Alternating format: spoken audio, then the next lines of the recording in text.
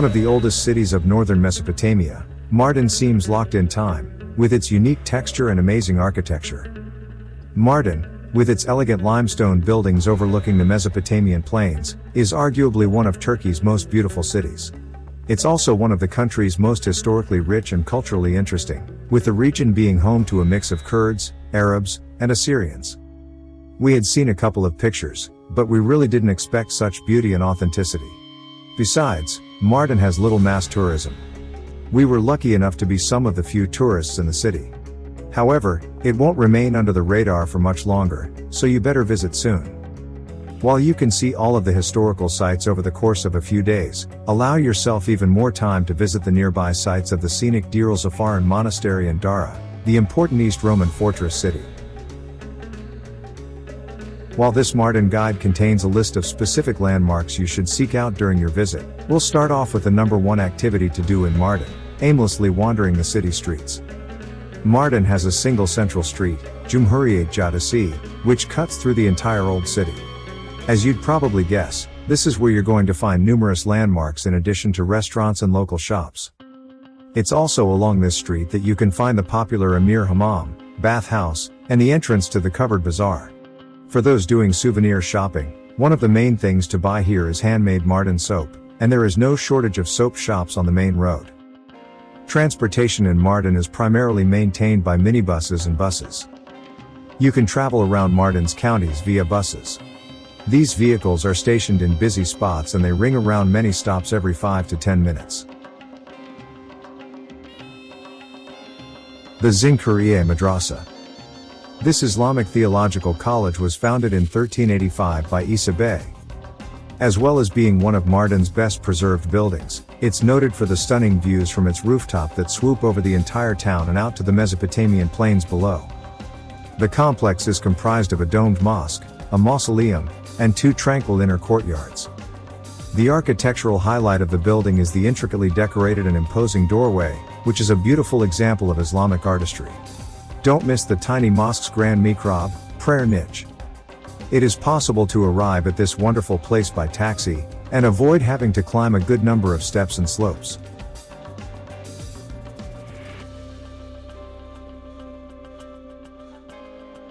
The Kazmiye Madrasa. This 15th century madrasa complex consists of a theological college and domed mosque. The entire complex has a peaceful atmosphere, with its buildings set around graceful courtyards. Upstairs, you can explore the rooms where students once studied and lived while learning the Quran. It was closed at the time we visited. Culture vulture tourists shouldn't miss a visit here, as this is the best madrasa attraction in town, where you can understand and appreciate how these buildings would have originally functioned. As with the Zinkuriye Madrasa, there is some astonishingly elaborate stone carving work on the doorway and another gorgeous vista to admire from the rooftop.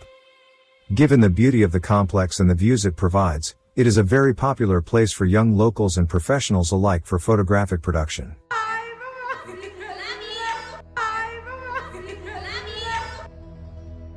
Tucked into the eastern edge of the bazaar neighborhood is the Ulu Cami, that translates to Grand Mosque, built in the 11th century by the Artukid dynasty. The minaret, with its unique stone carvings, and the vast courtyard, is the highlight of a visit here. The building suffered badly during a Kurdish uprising in 1832, and today the interior prayer room, divided into 3 sections, is rather plain. If you're interested in mosque architecture, there are plenty more mosques in town to explore, and most of them are strung out along, or just off the main road Cumhuriyet Caddesi. On the way to the Ulu Mosque, you certainly pass the bazaar. Mardin's bazaar area spills down the slope, off the main street of Cumhuriyet Caddesi. This neighborhood of narrow cobblestone alleys linked by staircases is where you come to soak up the bustling heart of this ancient town. As many of the lanes can't be accessed by cars, donkeys are still used for transport by some traders here, and you'll spy them, often touting tasseled harnesses, pulling carts to haul goods. Although some stalls have now devoted themselves to tourist souvenirs, this is still a thriving local bazaar, with vegetable and fresh produce sellers, shops selling everything from bed frames to kitchenware, and traditional craft workshops with woodworkers, metal workers, and other artisans. It's a fascinating place for a stroll.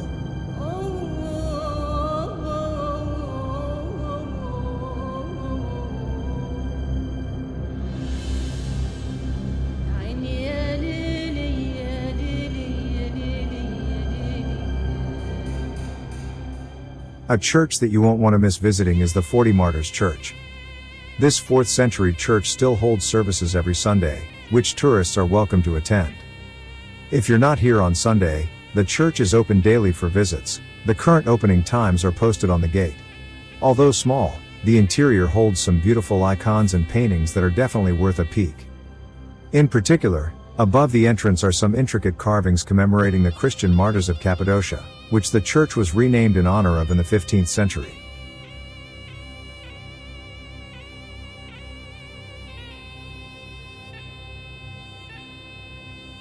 Mardin's museum is set in one of the town's grandest 19th century villas, which was once the headquarters of the Syriac Catholic Patriarchate. The well-curated collection inside may be small, but it highlights the vast history of Anatolia's southeast region. In particular, the displays of Assyrian and Bronze Age pottery are excellent. Even if you're not a museum fan, the building is worth a visit simply to walk through its ornate courtyard and up to its terraces with its regal colonnades. It has been restored to an impressive standard, and walking through the rooms gives you a good idea of the fine style in which local merchants and others high up in the echelons of Mardin society back then would have lived. Mardin Post Office is one of the town's finest examples of its 19th century villa architecture, and probably one of the most ornate post office buildings you'll ever see. First built in 1890, the building functioned as a family home until the 1950s when it became the post office. Today, the main section of the building has been beautifully restored and open to the public as a historical site, with the actual post office only taking up a small space on the ground floor.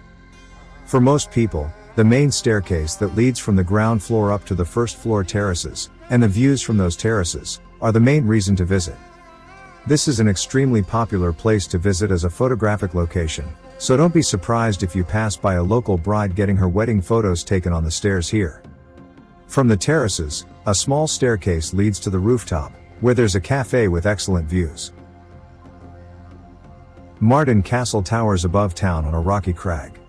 You can't actually enter the castle area currently, but you can climb towards it using the steep path that leads up to the fortress starting from the Zincuriye Medresesi.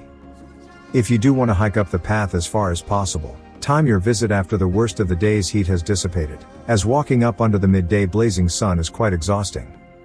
Dating from the Roman era, the castle was extended in the 15th century so that all the inhabitants of Mardin would be able to seek refuge inside in the event of an impending attack. A relief carving of 2 magnificent lions can still be seen on the gateway.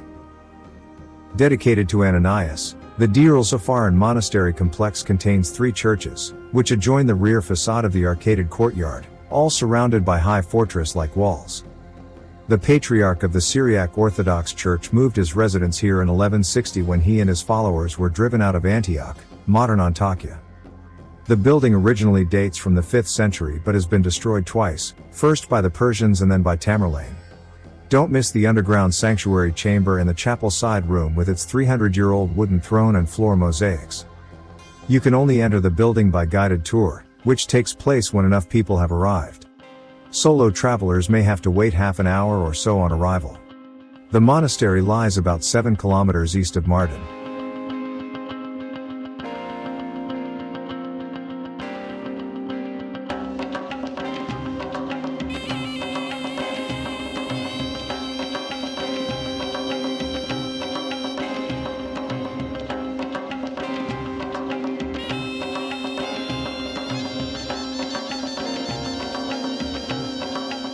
The ancient Roman city of Dara, 40 kilometers southeast of Mardin, is one of southeast Turkey's hidden attractions. While tourists flock to Turkey's famed archaeological sites of Ephesus and Pergamum, Dara receives only a handful of visitors, allowing you the feeling that you've stumbled onto your own secret ruin. The Dara Mesopotamia ruins do not often appear in tourism brochures of Turkey despite their importance in the historical world. The city was a strong fortress for the Romans and was one of the significant trade centers of Mesopotamia in ancient times. The ruins of the ancient city of Dara, featuring ancient rock tombs dating back to the 5th century AD, have been compared to the famed city of Ephesus in Aegean Turkey, earning it the nickname the Ephesus of Mesopotamia, the breadbasket of the ancient Near East.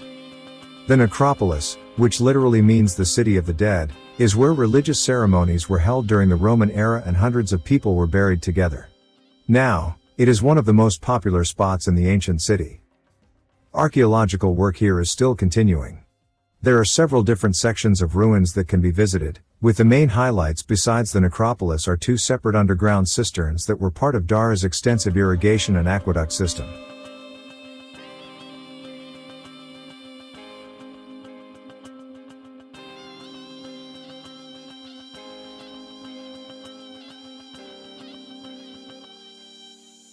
Thanks for watching our video. We hope you enjoyed it, and don't forget to like and subscribe to the channel. Stay healthy and see you soon.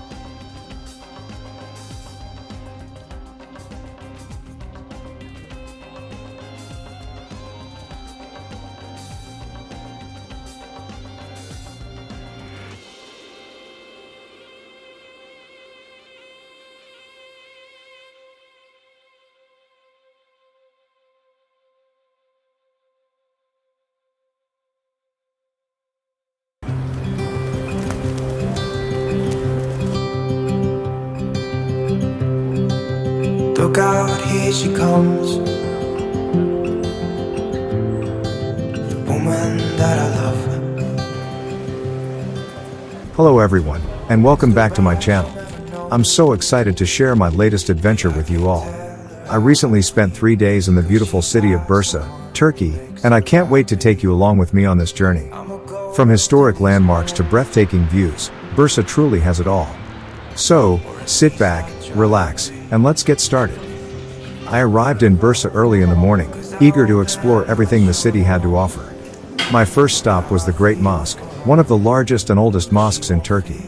Its beautiful architectural style and intricate details took my breath away. With its beautiful tiled domes and intricate calligraphy, it's a spiritual and cultural experience you won't forget. It is located just a few minutes walk from the Green Mosque in the heart of Bursa's Old Town. Built in the 14th century, the mosque features 20 domes and 2 minarets and is considered a prime example of early Ottoman architecture.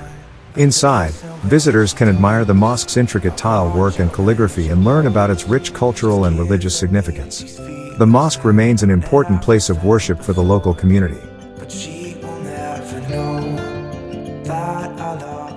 Right next to the Great Mosque is the Kozahan, also known as the Cocoon Market.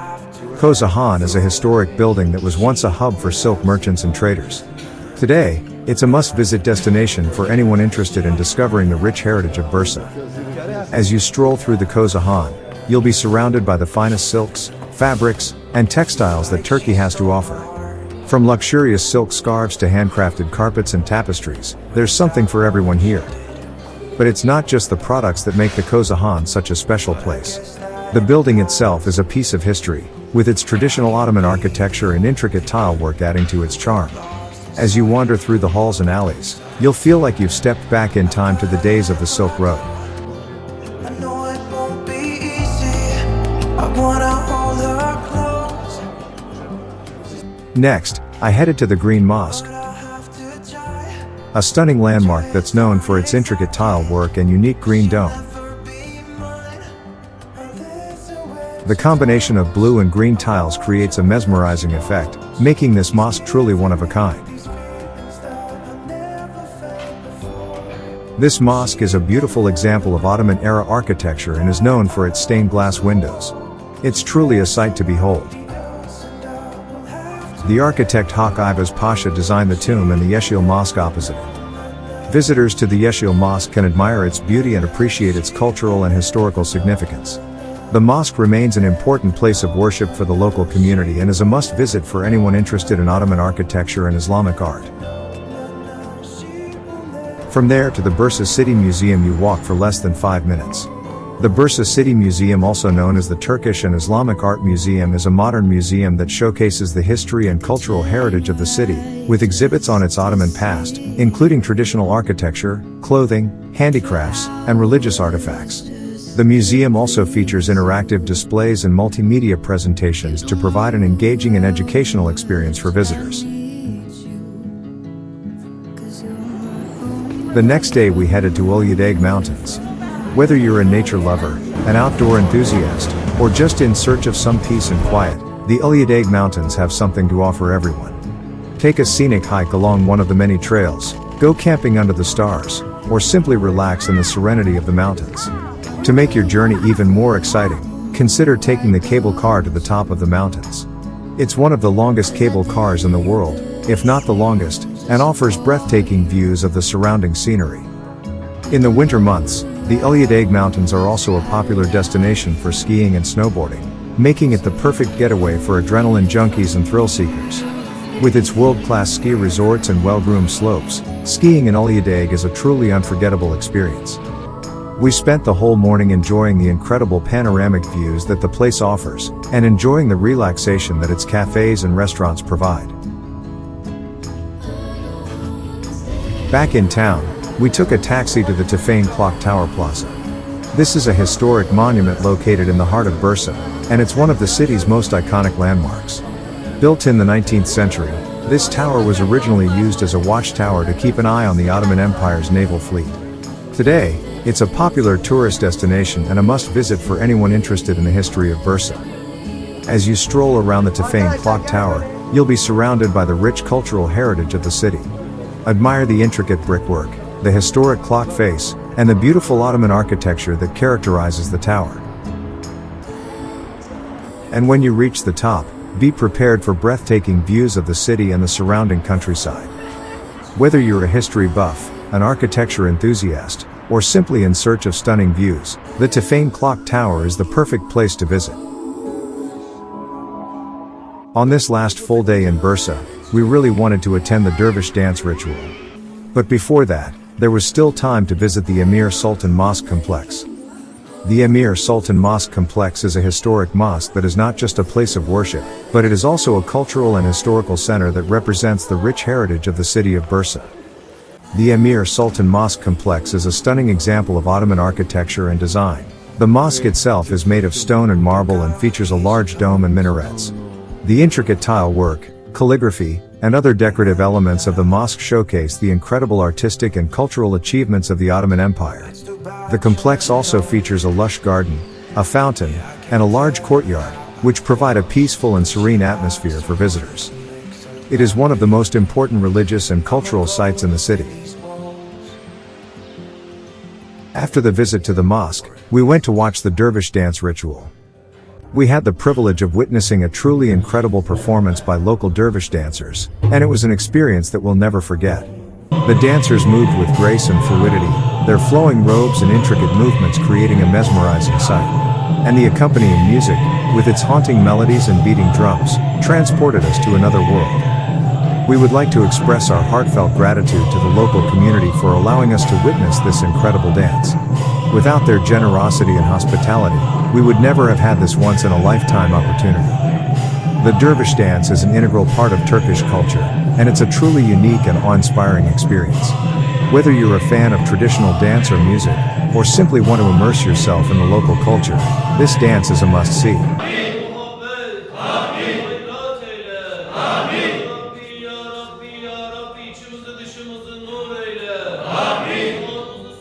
To conclude, on our last day in Turkey, we made the most of our time by immersing ourselves in the rich culture and history of the city. We started off by exploring the bustling bazaars, where we were greeted with vibrant colors, exotic aromas, and endless rows of shops selling everything from textiles to spices.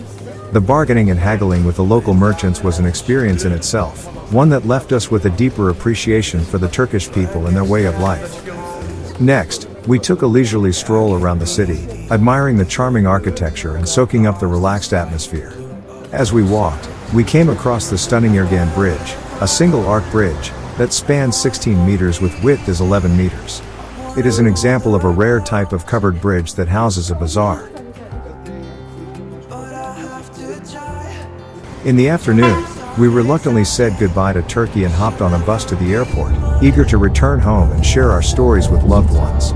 Despite the sadness of leaving such a beautiful country, we ended our trip on a high note, grateful for all the memories and experiences that we had acquired. In conclusion, our trip to Turkey was a journey that we will always treasure. The country's rich culture, stunning scenery, and warm hospitality will stay with us forever, and we cannot wait to return one day and explore even more of this magnificent country. We would like to thank you for joining us on this virtual adventure. If you enjoyed this video, don't forget to subscribe to our channel for more exciting content. We hope to continue to bring you along on our travels and showcase the beauty of the world. Until next time, farewell.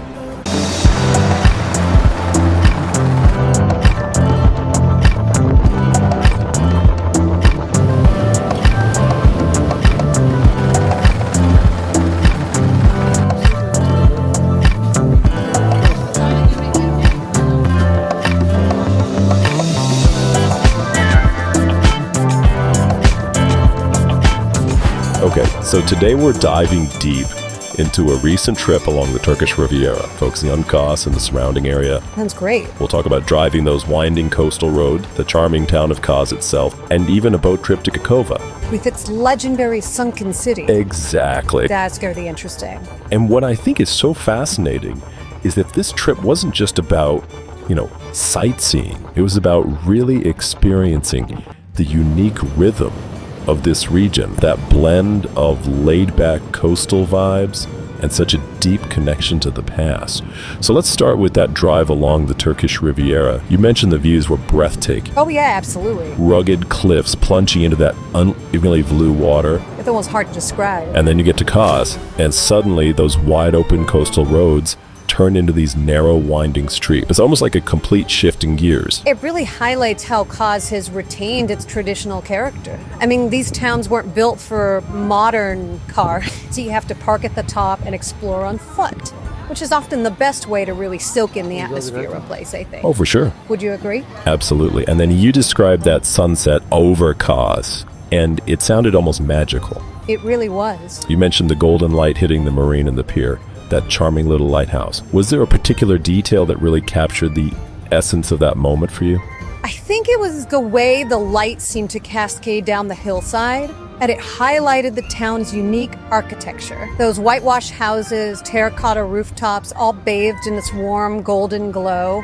It felt like time stood still for a moment. That's amazing. And then going from that tranquil sunset to the buzz of Kais at night, you mentioned a lively but intimate atmosphere. Yeah, it's a really cool vibe. With shops overflowing with colorful displays and a mix of locals and tourists enjoying the warm evening air. Yeah, it's a really nice mix of people. Did you get a sense of what makes Kos's nightlife special? I think it's that balance of energy and authenticity. There's a vibrancy to the streets, but it's not overwhelming. You get the feeling that Kos is a place where people come together, whether it's for a delicious meal or to browse local craft, or simply to share stories under the starlit sky. And speaking of stories, your next day took you to Kakova, just a short boat ride from Kos. Exactly. This is where things get really intriguing. Sunken city, ancient castle, swimming in water so clear it seems unreal. It's really something else. So tell me about that. Well, Kakova is a perfect example of how nature and history intertwine on the Turkish coast. This isn't just a picturesque boat trip, it's a journey back in time. You have the island of Kalakoy with its Byzantine castle, and then the submerged ruins of Dolchest, a city that sank due to earthquakes centuries ago.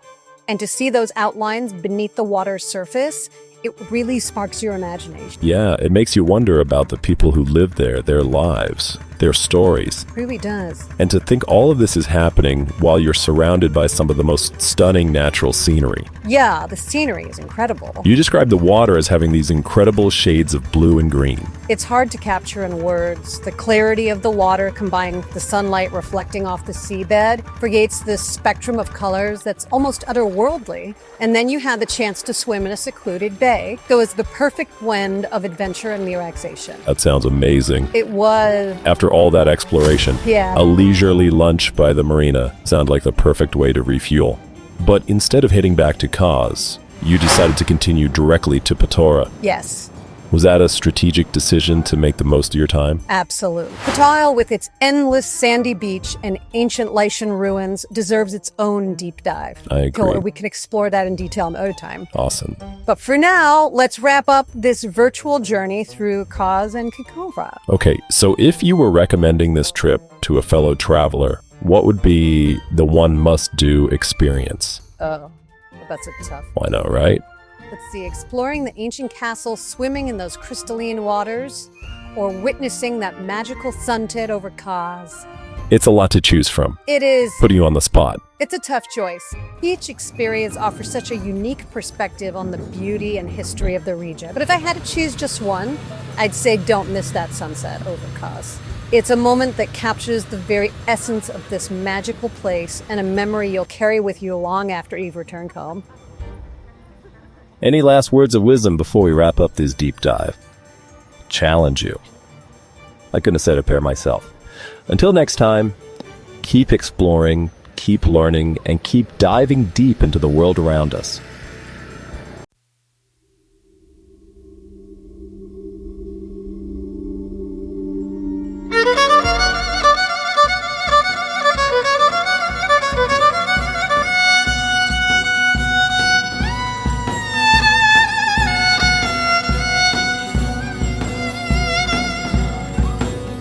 Said to be the city of prophets, where the prophet Abraham was born and began his monotheistic teachings, Şanlıurfa is one of Turkey's great pilgrimage cities. In ancient times, it was known as Edessa and was prized by conquerors from Alexander the Great onward. Today, this city's rich history and architecture make it one of the best places in the country if you want to dive into Turkey's culture and heritage. As well as Urfa's central district, crammed with historical things to do, including the sacred carp pools of Gulbaz and a contemporary museum complex that ranks among one of the best in Turkey, there are many ruins scattered across the surrounding countryside. The main tourist attraction for visitors today is the archaeological site of Göbekli Tepe, just on the city's outskirts, where humanity may have first begun religious belief. Discover more of the best places to visit with our list of the top attractions and things to do in Şanlıurfa. But before that, we would like to mention the very good experience we had during our stay at Kalirua Boutique Hotel. The staff was very helpful and ready to solve any problem. Good information about restaurants and other services. A must go. And by the way, it would be very nice if you like the video and subscribe to the channel, to see more videos about wonderful destinations like this one.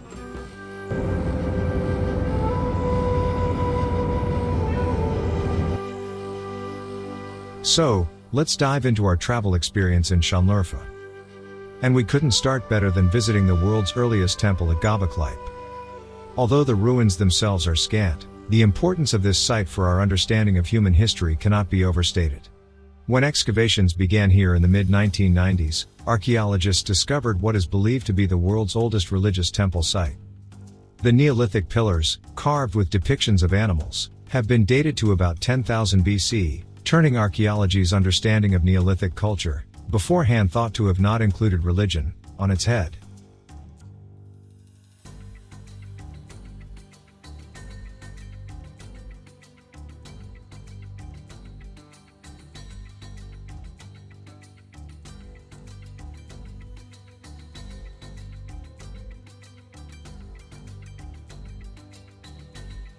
Only a tiny portion, roughly 5%, of the site has been excavated, but this hill slope containing the mammoth totem-style pillars, recently protected by a roof covering, is quite striking, and for anyone interested in our early beginnings, this is a must-see.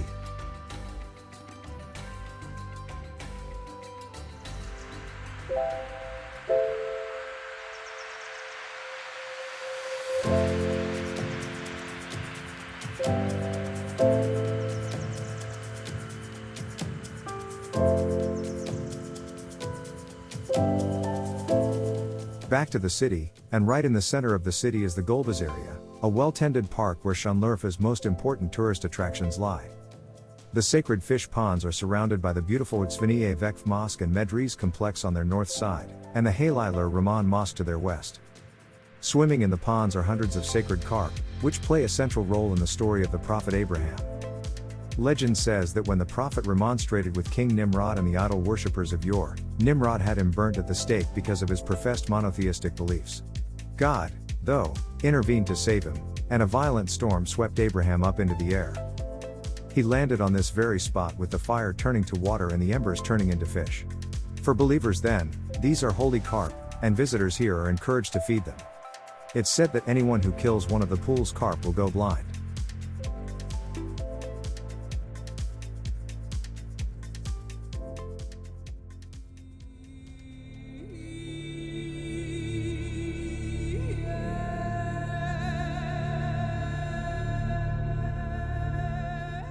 Next, let's dig into history at Şanlıurfa Archaeology Museum. Şanlıurfa's huge museum devoted to this region's mind-boggling history is a must-do for any history fiends, with an astounding collection of artifacts on display from nearby excavation sites. Over 3 levels, this contemporary museum weaves the story of human habitation in this region from the Neolithic to the Ottoman era. The museum's highlights are the exhibits devoted to Göbekli Tepe, and the many other pre-pottery Neolithic archaeological sites scattered through the nearby countryside.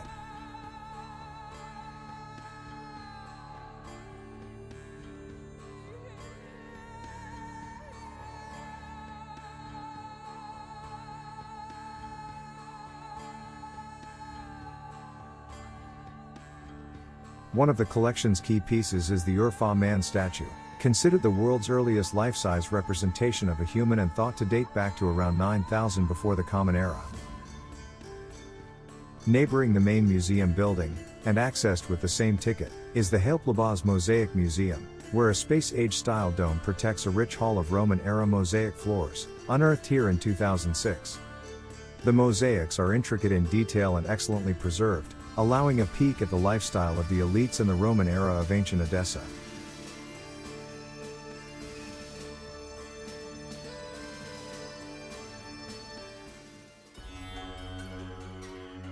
In the Gulbaz area, near the sacred Karp pool, we went to visit the pilgrimage sites of the Derga complex. Within the Grand Derga complex is the Hazreti Ibrahim Halilullah, the cave where the Prophet Abraham is said to have been born. Local legend says that the Prophet's mother gave birth to him here in secret because King Nimrod had been warned in a prophecy that a great leader would soon be born and so set out to kill all of your newborns.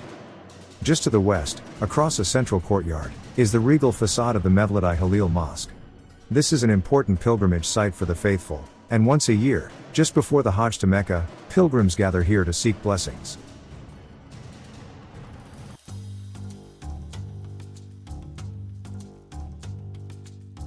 A visit to the bazaar is one of the most popular things to do. Amid winding alleyways crammed with stalls, the aromas of spice, leather, and grilled meat from the kebab vendors all mix in the air.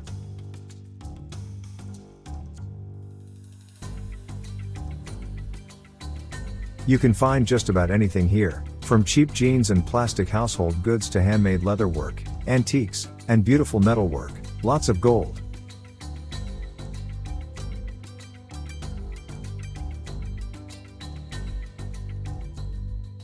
It's a great place to get lost for a couple of hours and soak up the atmosphere.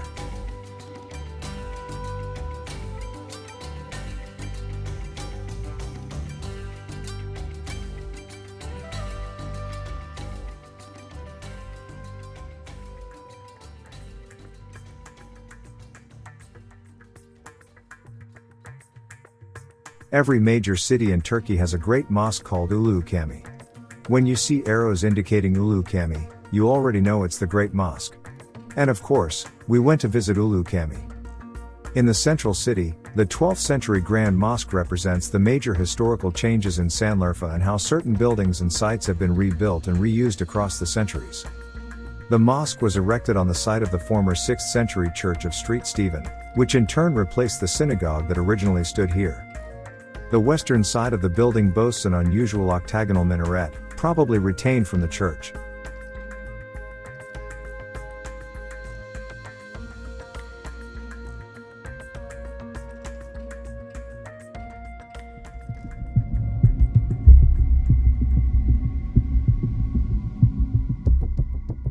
As you have already noticed in this video or in others on the channel, this city has some of the oldest attractions in Turkey.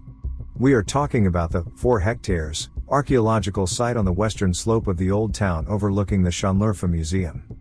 The impressive Kızılkoyun necropolis has 133 rock tombs some 2,000 years old when the city was called Edessa. There are also Roman tombs, reliefs, and mosaics.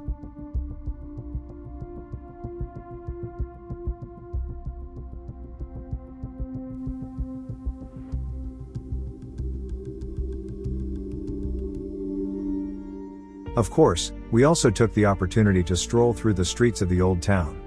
It's a real labyrinth that reminded me of Fez, Morocco, only with less commerce. Şanlıurfa has a gorgeous old town of narrow streets and brightly colored houses. Unlike other Turkish old towns, this one is clean and not that crowded. It's the big area south of Harun Kapı Street, north of Sit Nusret Street, west of Hayplabah Street, and east of Akçakale Street. Start your walk at Hasemiye Square until you reach the small Eli Sekiz Square.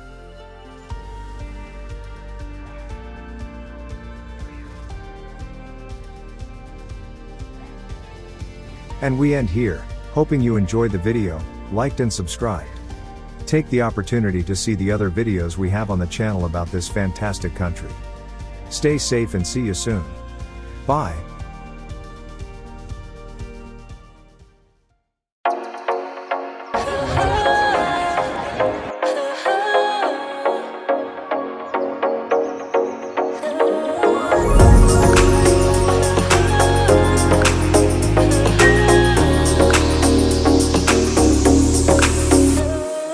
Welcome to Ankara, the capital of Turkey. There were two reasons for this visit. The first is that we went to Trabzon with a stopover in Ankara to visit the fantastic Sümele Monastery. I think it's fantastic, but in reality, we were there but didn't see it. Watch the video above to find out why we missed it. The second reason is that, after exploring many other incredible cities in Turkey, such as Istanbul, Mardin, Şanlıurfa, Gaziantep, Bursa, and more, I realized I had never visited the capital, Ankara. And that is why we decided to come here. I hope you enjoy this tour. Our first stop was the Göbekli Tepe Mosque, the largest mosque in Ankara and a true architectural marvel. Completed in 1987 after nearly 2 decades of construction, this grand structure is a testament to both traditional Ottoman and modern architectural elements. The mosque's design features 4 towering minarets, each standing at 88 meters tall, which dominate the Ankara skyline. The central dome, inspired by classical Ottoman mosques, spans 25 meters in diameter and reaches a height of 48 meters, creating a vast and awe-inspiring interior space. Inside, the mosque is adorned with intricate calligraphy, elaborate tile work, and stunning chandeliers that illuminate the prayer hall. The use of marble and richly decorated interiors provide a serene and majestic atmosphere, inviting visitors to reflect and admire the intricate details. The mosque can accommodate up to 24,000 worshippers, making it not only a place of spiritual significance, but also a focal point for the community. The Göbekli Tepe Mosque beautifully encapsulates the fusion of past and present, combining the elegance of Ottoman design with the functionality required for a modern place of worship. Its grandeur and beauty make it a must-visit landmark in Ankara, offering a profound experience of Turkish architectural achievements and the cultural heritage that has shaped this nation. Next, we visited Ankara Castle, which offers a panoramic view of the city. This historic fortress dates back to the Roman, Byzantine, and Seljuk periods.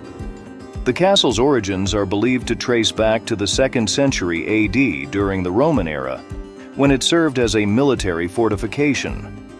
Over the centuries, it has undergone numerous renovations and expansions, particularly under Byzantine and Seljuk rule, each contributing to its unique architectural style. The castle is divided into 2 main sections, the inner castle, or Kaleci, and the outer walls. The inner castle is the oldest part and includes well-preserved towers, walls, and gates that offer a glimpse into the defensive strategies of ancient times. The outer walls, built during the Byzantine and Seljuk periods, further fortified the structure and protected the surrounding settlements. The castle's elevated position provides breathtaking panoramic views of Ankara, making it a perfect spot for photography and contemplation. The castle area is also known for its numerous antique shops and cozy cafes, which line the narrow, winding streets around the fortress. We particularly enjoyed stopping by one of the cafes to savor a cup of coffee and tea made from traditional machines, adding an authentic touch to our visit. Following that, we visited Anıtkabir, the mausoleum of Mustafa Kemal Ataturk. This impressive site is not only a monument to the founder of modern Turkey, but also houses a museum that showcases an array of artifacts from Turkey's modern history. Architecturally, Anıtkabir features a blend of Turkish and modernist styles, with a grand staircase leading to the Hall of Honor, where Ataturk's sarcophagus rests. The structure spans an area of 750,000 square meters, with the main hall capable of hosting large numbers of visitors. One particularly moving moment is the observed minute of silence within the precinct, offering a profound sense of respect and reverence for Ataturk's legacy.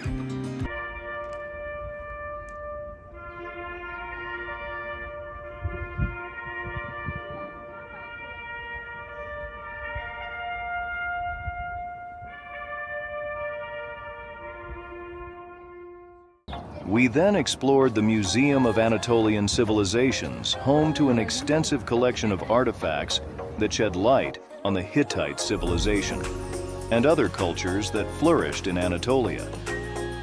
This museum is housed in a beautifully restored 15th century Ottoman bazaar and caravanserai, which adds a historical charm to its surroundings. The museum's significance lies in its comprehensive display of artifacts spanning from the Paleolithic era to the Ottoman period, providing a deep dive into the ancient history that shaped this region. Highlights include the impressive collection of Hittite artifacts, Phrygian relics, and treasures from the Urartian civilization. The Museum of Anatolian Civilizations has been recognized internationally for its role in preserving and showcasing the cultural heritage of Turkey, making it a pivotal institution for historians and tourists alike. Next, we strolled through the Hamamonu district, an enchanting restored area where charming old houses have been converted into restaurants and craft shops. This historic neighborhood has undergone extensive renovation to preserve its Ottoman-era architecture, with cobblestone streets and wooden houses that transport visitors back in time. The district offers a unique blend of old and new, with traditional Turkish tea houses and modern cafes coexisting harmoniously. As we wandered through the narrow streets, we encountered artisans selling handmade crafts, from intricate jewelry to beautifully woven textiles, each shop telling a story of Ankara's rich cultural heritage. This district provides a glimpse into Ankara's past, transformed into a lively hub where locals and tourists alike gather to enjoy the vibrant atmosphere, savor delicious Turkish cuisine, and experience the city's historical charm. Finally, the Kızılay Square, the bustling heart of Ankara, was our next destination. This vibrant area is filled with shops, restaurants, and cafes, offering a pulse on the modern-day life of the city's residents. I hope you enjoyed this video. If you haven't seen our other videos about this trip, be sure to check them out. Take care and happy travels.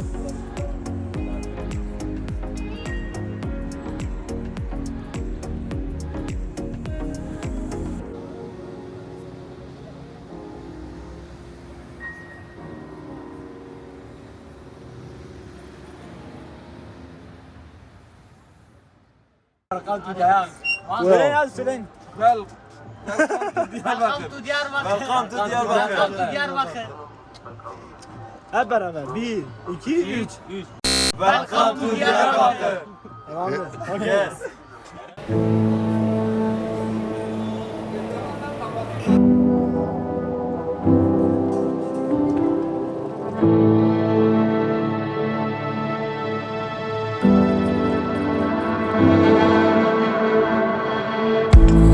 On our trip through Turkey, more specifically through eastern Anatolia, Diyarbakır was one of the 4 cities we visited. Diyarbakır is the cultural capital in Turkey that is located on the banks of the Tigris River. The city, where many civilizations and cultures have lived in its history of 9,000 years, has the UNESCO World Cultural Heritage List, Diyarbakır Castle, and Hevzel Gardens, as well as the world's second longest wall, after the Great Wall of China. The city is adjacent to important historical cities such as Şanlıurfa and Mardin. which we also visited during the trip, of which we will share a travel guide soon here on the channel.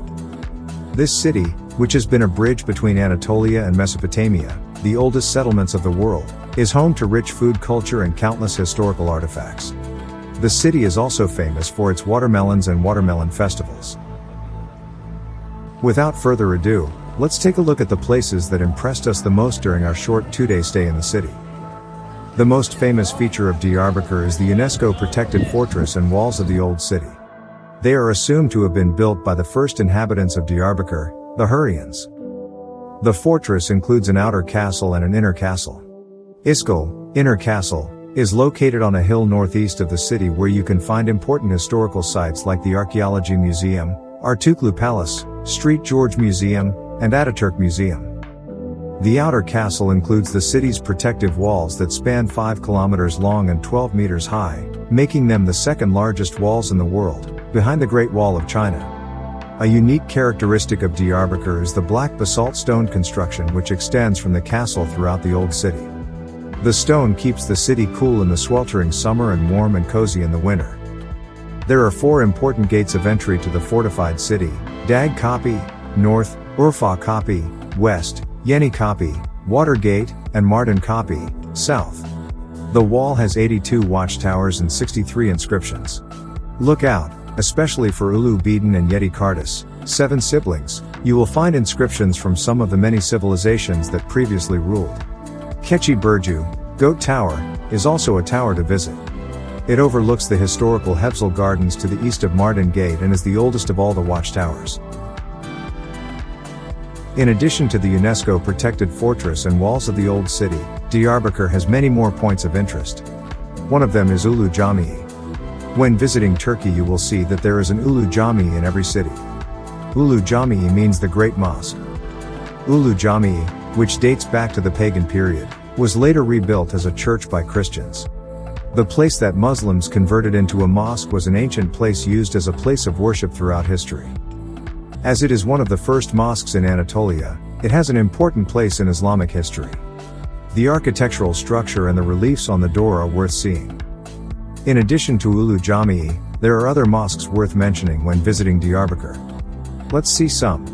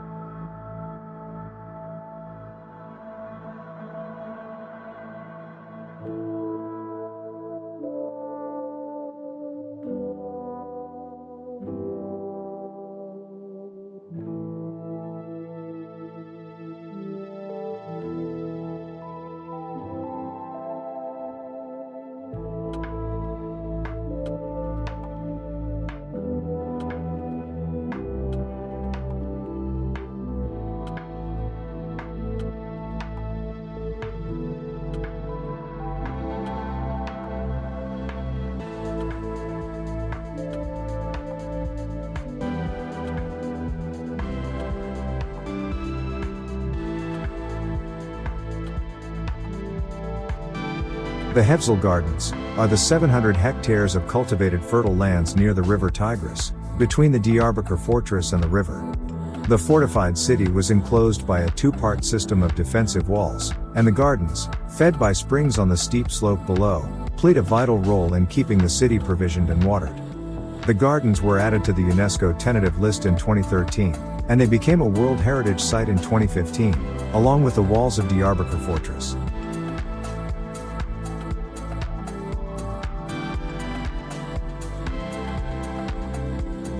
Don't forget to spend some time relaxing by the Dikil Bridge. The bridge is south of the city, 3 kilometers outside of Mardin Gate, 178 meters long and 5.60 wide in some parts, measuring 14.70 meters at the longest span between arches. The Dikil Bridge is a historic bridge in Diyarbakır over the river Tigris. It was constructed by the Marwanids between 1065 to 1067. The bridge has 10 arches of different sizes and is part of the group of straight bridges. The width between the walks is also wide in some places and more narrow in other parts. Flood breakers are placed on top or near these entrances, which can be as high as the roadbed. An inscription along the side shows its name, including one line created with a long band that's located midway between two parapets at either end and starts at an archway on one side of the estuary.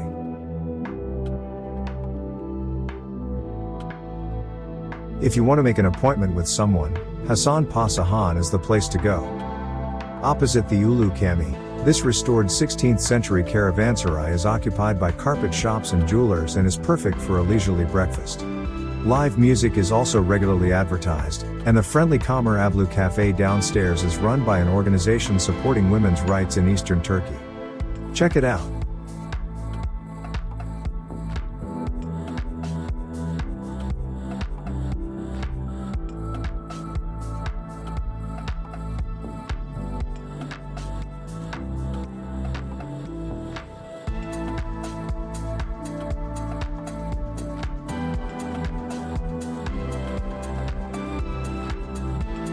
In addition to the historical places and landmarks of the past, it is essential to walk through the streets and see the people, to get a little understanding of the culture of the people. These are scenes from this everyday life that we are going to show you.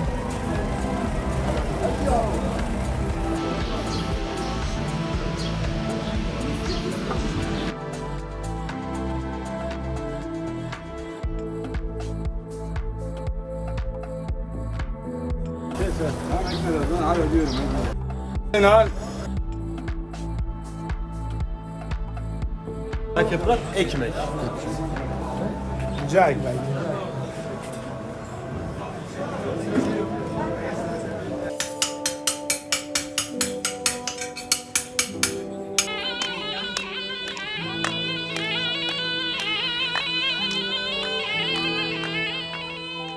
Another place worth visiting is the house where our famous poet Cahit Stk Turank was born, and spent his childhood years. It was built in 1733. The house, which has all the features of Diyarbakır's traditional residential architecture and consists of 4 wings arranged around a central courtyard, was built entirely using basalt stone with a floor plus 1 floor. The building consists of summer, north, winter, south, spring, east, and autumn sections, west, in accordance with the climatic conditions. The house, which was expropriated from the Turank family by the Ministry of Culture in 1973, was restored in 1974 and opened to visitors as Cahit Stk Turank Culture Museum.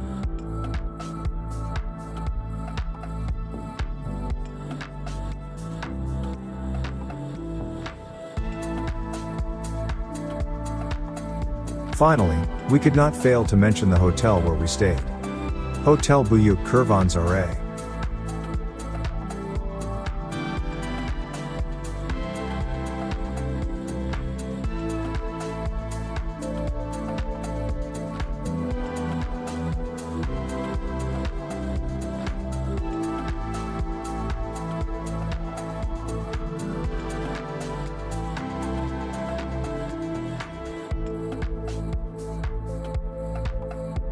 Thanks for watching our video. We hope you enjoyed it, and don't forget to like and subscribe to the channel. Stay healthy and see you soon.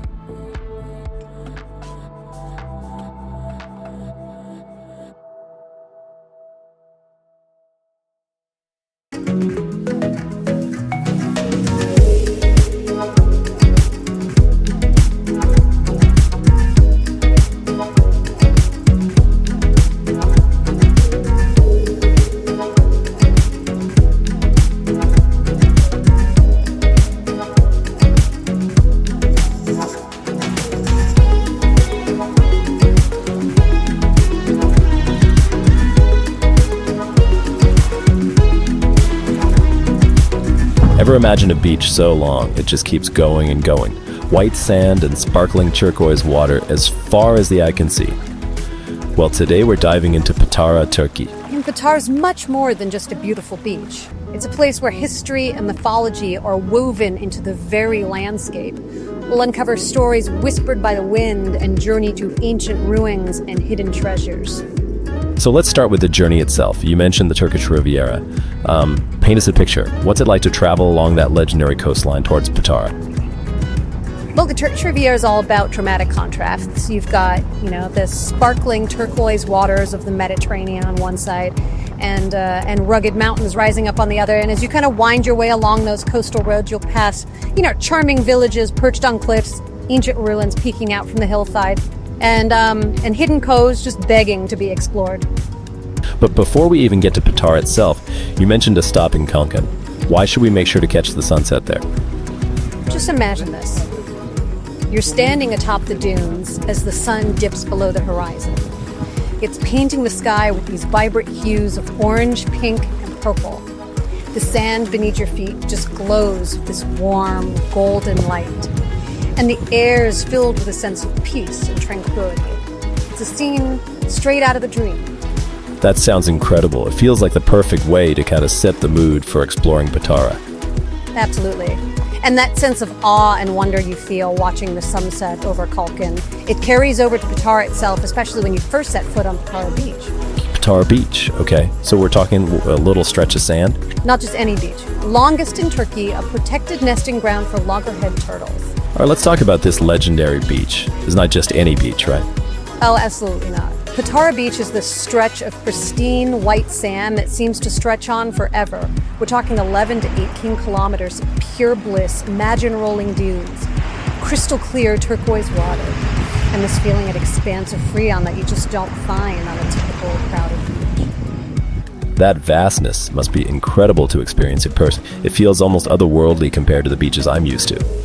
It is. And what's even more remarkable is that this breathtaking natural landscape is also home to loggerhead sea turtles. Wait, loggerhead sea turtles on the beach? Yes. Patara Beach is one of the most important nesting sites for these endangered creatures. If you're lucky, you might even catch a glimpse of them making their way ashore to lay their eggs. It's a powerful reminder of that delicate balance between nature and human activity. So it's not just a stunning beach, it's a vital ecosystem. Exactly. Okay, so let's talk about the ruins. Ancient Patara, what was it like? Well, it wasn't always this quiet beach destination. It was a major Lycian port city, buzzing with trade and politics. The Lycians. They were fascinating. Great sailors, believed in democracy, and had this unique tomb architecture you can still see today. It's wild to think about how different life was there. What are some of the coolest things to see at the ruins? Oh, so many things. As you walk through, you'll see remnants of its past everywhere. One of the most impressive is the ancient theater. It's carved right into the hillside. I bet the acoustics are amazing. You can almost hear the echoes of the crowds, imagine them watching plays and debates. And speaking of debates, Patara also has this smaller theater, the Bulgarian, which was their council house. It's like a government building. It's remarkably similar in layout to the American Congress. I think it's so cool to think that ideas of democracy, which shape our world today, have roots in a place like this. It makes it feel so much more real, not just some dusty old ruins. Exactly. And get this, excavations are still going on. Who knows what they'll find next? Beaches, dunes, ancient ruins. But what about modern day Patara? Is there anything beyond the historical stuff? Plenty. Remember those greenhouses I mentioned? Greenhouses. And a place like this. Yeah, you wouldn't expect it. But a vast area stretching as far as you can see. It's a testament to the region's agriculture, producing tons of fresh produce. What do they grow in these greenhouses? A wide variety of crops. Tomatoes, cucumbers, peppers, strawberries. You'll even find exotic fruits like bananas and mangoes growing there. It's a testament to the ingenuity of the local farmers. So that's the side of Patara I hadn't considered. What about the town itself? What's it like? The town of Patara, it's small, traditional, a world away from the touristy spots. Great place to experience authentic Turkish culture, the food, the people. And what about the Turkish coffee? Is it as strong and delicious as they say? Absolutely. Turkish coffee is an event in itself. Rich, aromatic, served in most tiny cups. It's quite something.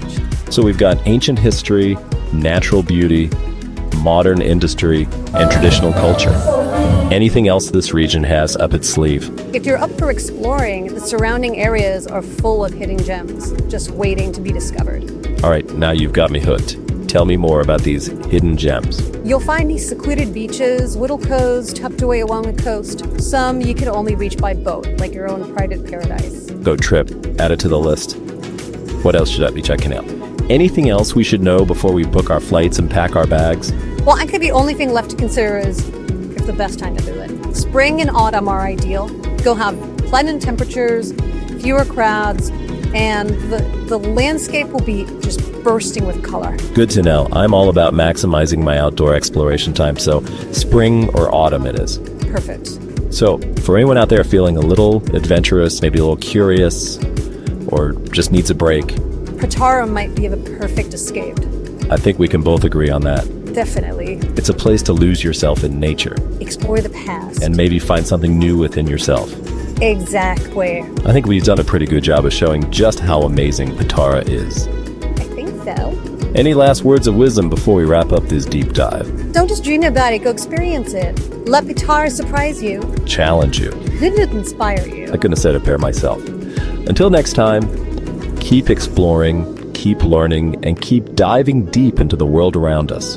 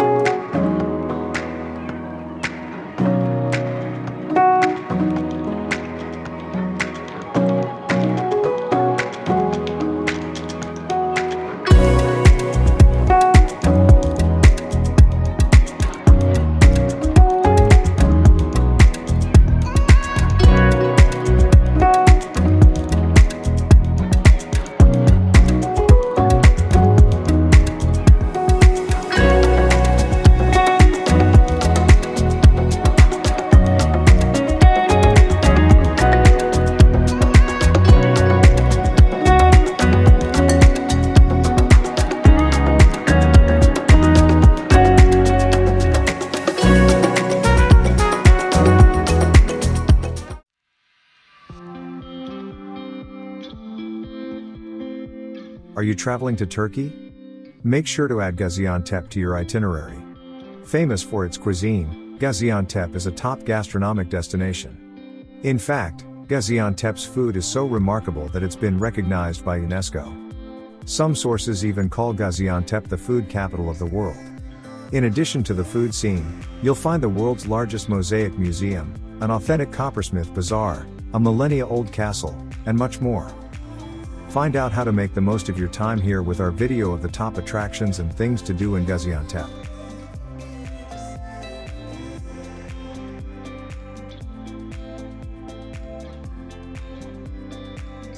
While Cappadocia is famous for its hot air balloons and Istanbul for its blue mosque, the best destination in Turkey for foodies is Gaziantep, which is well known throughout the nation for its baklava and other regional desserts. There are about 200 pastry shops in the city that produce Gaziantep's syrup-drenched treats, and for many visitors, eating these delights is the main focus of their stay. Let's take a look at how the famous baklava is made, which includes pistachios from Gaziantep, which are said to be the best in the world by experts. So, without further ado, let's see all the stages to make a baklava. After making the dough, they stretch it with this machine. Then they stretch it individually until making it extra thin, really extra thin.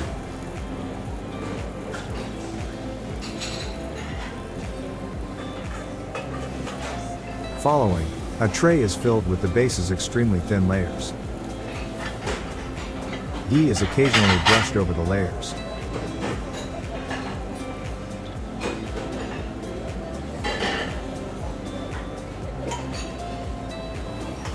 Then a milk and semolina mixture is applied.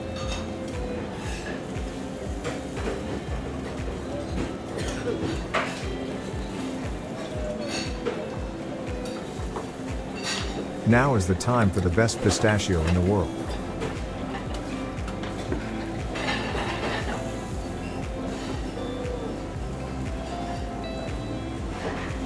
Cutting the edges.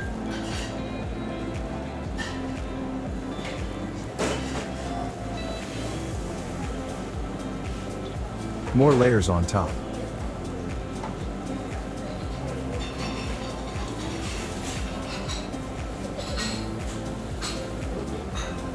And now, let's cut it. Add additional ghee as well.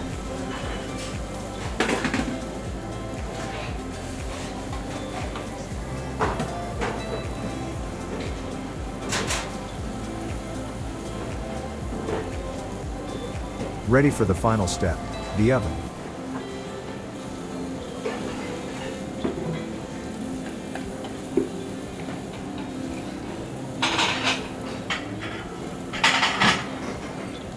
And don't forget to add syrup.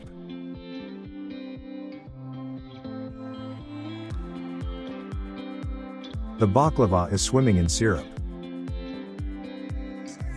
And that's it, the best baklava in the world is done. The Gaziantep Zugma Mosaic Museum, which has one of the most renowned collections of mosaics in the world, is at the top of the list of its tourist attractions.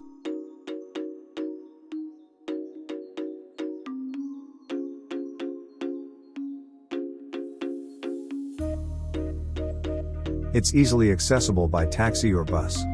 We walked from Old Town, but I would not recommend this during the summer months.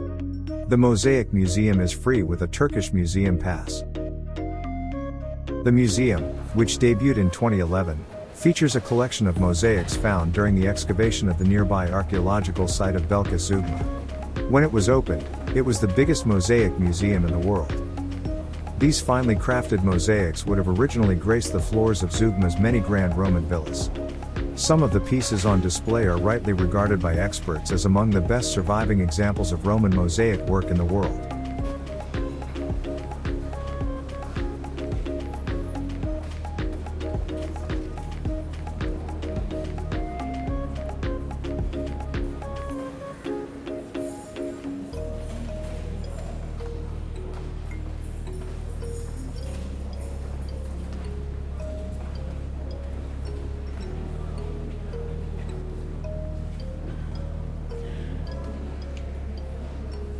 The museum's most famous exhibit is the Gypsy Girl mosaic, which is dramatically displayed in a separate, darkened room to highlight the small piece's intricate craftwork and artistry.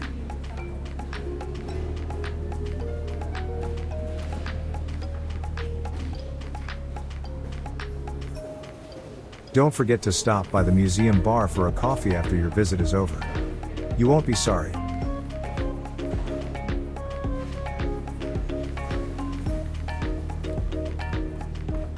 The castle, which really exceeded our expectations, is another of Gaziantep's favorite locations.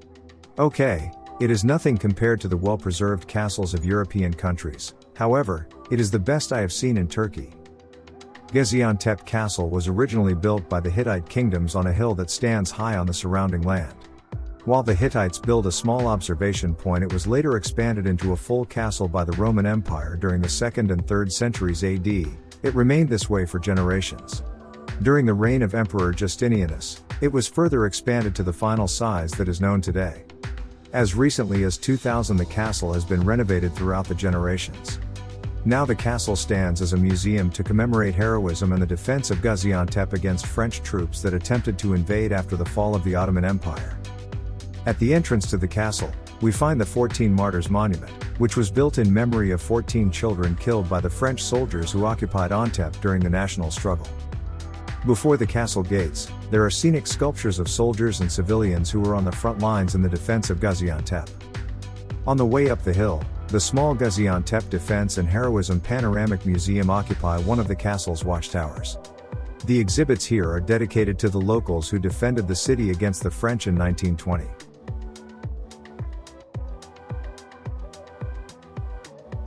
At the top, the ruins are extremely sparse, so you're heading up to the top more for the views than for any actual historic remnants.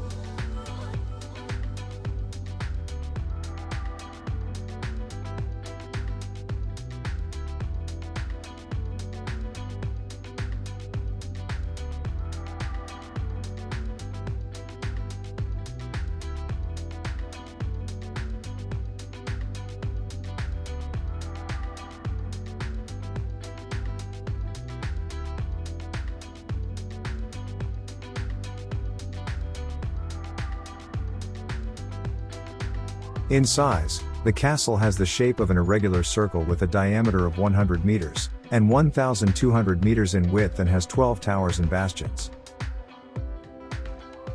Next, we went to Coppersmith Bazaar, and let me tell you that it was not easy to find it. I had a hard time distinguishing between the General Bazaar and the Coppersmith Bazaar. If they are two distinct entities, they blend into each other seamlessly. Walk around the bazaar and watch the craftsmen engraving, welding, hammering, and sharpening copper items.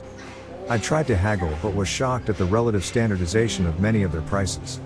Don't worry too much about trying to save money as the prices are reasonable. If you want something to remember Turkey and your budget travel means a Turkish rug is too expensive, you can still afford some of these beautifully handcrafted pieces of art. It was nice to see that the goods are produced on site. Unlike other bazaars, like the Grand Bazaar in Istanbul, the shopkeepers didn't hassle us as we walked from shop to shop.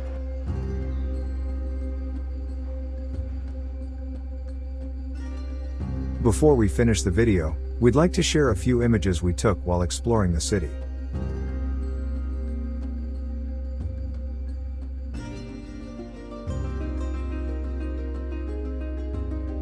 If you're looking for a city that's both cosmopolitan and easy to get around in, Gaziantep is definitely the place for you. With its wide range of restaurants, shops, and attractions, all within easy reach, you're sure to have a great time no matter what you decide to do.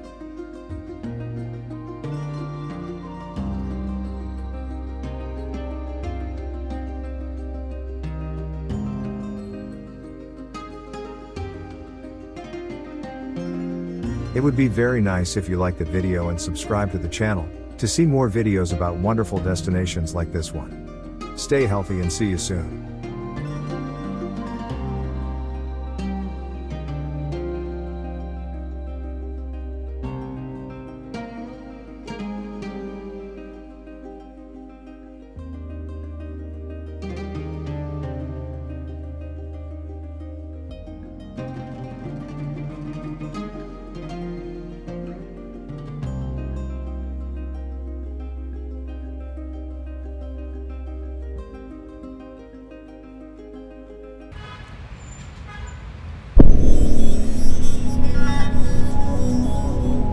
Şöyle patlıcan musakka var, sote var, Hasanpaşa köfte var.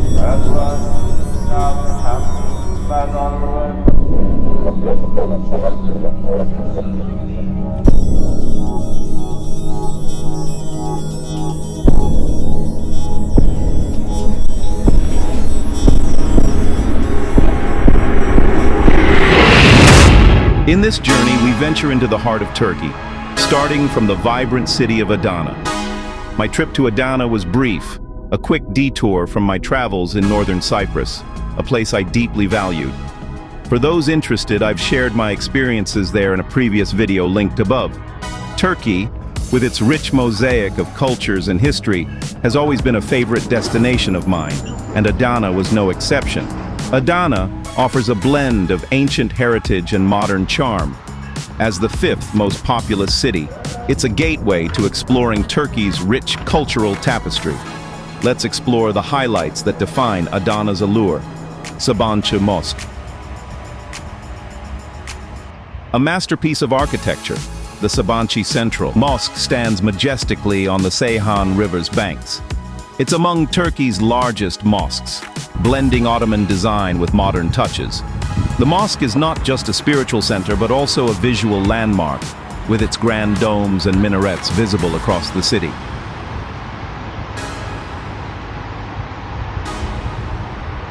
Taş Köprü, Stone Bridge. The ancient Taş Köprü, stretching over the Seyhan River, is a testament to Roman engineering. This historic bridge connects Adana's past to its present, offering a walk through history with each step on its legendary stone.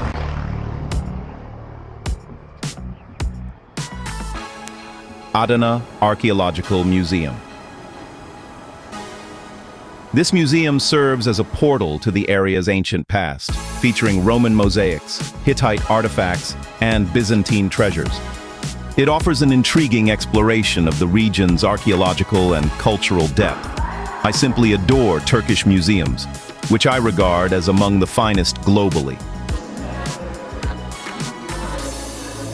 Clock Tower. The historic clock tower, an emblem of Adana's past, marks time in the city center. Dating back to the late 19th century, it's a testament to Ottoman architectural finesse and a beloved meeting point for locals, symbolizing the city's enduring heritage. Ziya Pasha Park. A peaceful haven amidst the urban sprawl, Zapasha Park is ideal for leisurely walks or savoring a cup of tea. Its verdant foliage and tranquil atmosphere provide a calm retreat from the city's bustle.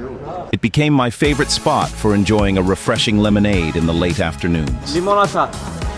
Okay, two lemon. Adana Ulu Cami, Great Mosque. Reflecting Seljuk architectural beauty, the Adana Ulu Cami is a historic mosque that merges spirituality with cultural heritage. Its elegant design and peaceful courtyard invite reflection and exploration. Adana Kebab. The culinary pride of Adana, the Adana Kebab, is a must-try. This spicy grilled delicacy embodies the city's rich flavors, offering a taste of local tradition that's as vibrant as Adana itself. According to our Turkish friends, the best restaurant to enjoy Adana Kebab in Adana is Berbiçer Kebap Adana. And we went there to see if it lived up to its reputation. We can confirm it did. Absolutely delicious.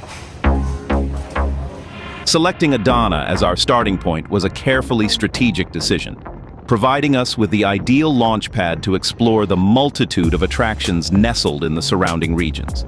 This choice allowed us to effortlessly venture into nearby cities, each with its unique charm and historical significance. Our journey took us first to Mersin, a coastal gem where the picturesque promenade invited us with its peaceful allure. Walking along the waterfront, we were enchanted by the soothing sound of the waves and the breathtaking views of the Mediterranean Sea. Mersin's promenade, with its lively cafes and verdant spaces, provided us a tranquil retreat from the busy life, encouraging us to relax and absorb the serene ambiance. Next, we explored Tarsus, a city steeped in history and legend. Tarsus is renowned as the birthplace of St. Paul, making it a significant site for both historical exploration and spiritual reflection. We delved into the ancient streets of Tarsus, where history seemed to whisper from every corner. The highlight of our visit was the Tarsus Grand Mosque, an architectural marvel that showcased the grandeur of Islamic design. Its elaborate details and majestic presence amazed us, providing a profound sense of the city's rich cultural and religious heritage. However, it was our exploration of the Serpent's Castle, Yulan in Turkish, and Tumlu Castle that truly seized our imagination and left an indelible mark on our journey. These ancient fortresses, perched atop strategic vantage points, offered us more than just a window into the architectural ingenuity of the past. They provided breathtaking panoramas that encapsulated the essence of Turkey's natural and historical landscape. Yulan, or Serpent's Castle, stands as a sentinel on the rolling hills, its name evoking the serpentine paths that might have led to its gates. As we navigated the remnants of its once imposing walls and towers, the castle whispered tales of medieval skirmishes and the strategic importance it held over the centuries. The view from the top was amazing. It showed a big, beautiful area of land with fields and rivers that have been around for a very long time. Not far from this serpentine fortress lies Tumlu Castle, another historic edifice that commands attention. Its rugged beauty, set against the backdrop of stark mountains and lush valleys, speaks volumes of the bygone era's fortitude and the relentless passage of time. Climbing to the top of Tumlu Castle, we were greeted with vistas that seemed to stitch the past and present into a single, breathtaking tapestry. The panoramic views from Tumlu Castle allowed us to gaze across vast expanses of land, marveling at the natural beauty that has watched over this region for ages. These castles, with their commanding views and historical resonance, captivated us not merely as monuments, but as storytellers. They offered a glimpse into Turkey's storied past, where each stone might tell a tale of conquest, survival, and the relentless march of civilizations. The natural beauty that surrounds these fortresses, untouched and timeless, served as a vivid reminder of the enduring allure of this land, bridging the gap between history and the natural world in a way that was nothing short of spectacular. Our adventure through Adana and the surrounding areas has been an unforgettable journey, blending historic landmarks, culinary delights, and breathtaking natural scenery to create enduring memories. We're diving into the depths of Turkey's vibrant history and picturesque landscapes, and we'd love for you to come along. Subscribe to our YouTube channel for a deeper look into Turkey's essence and adventures beyond. Hit subscribe to keep up with our journey across time, culture, and extraordinary beauty. Join us in our explorations.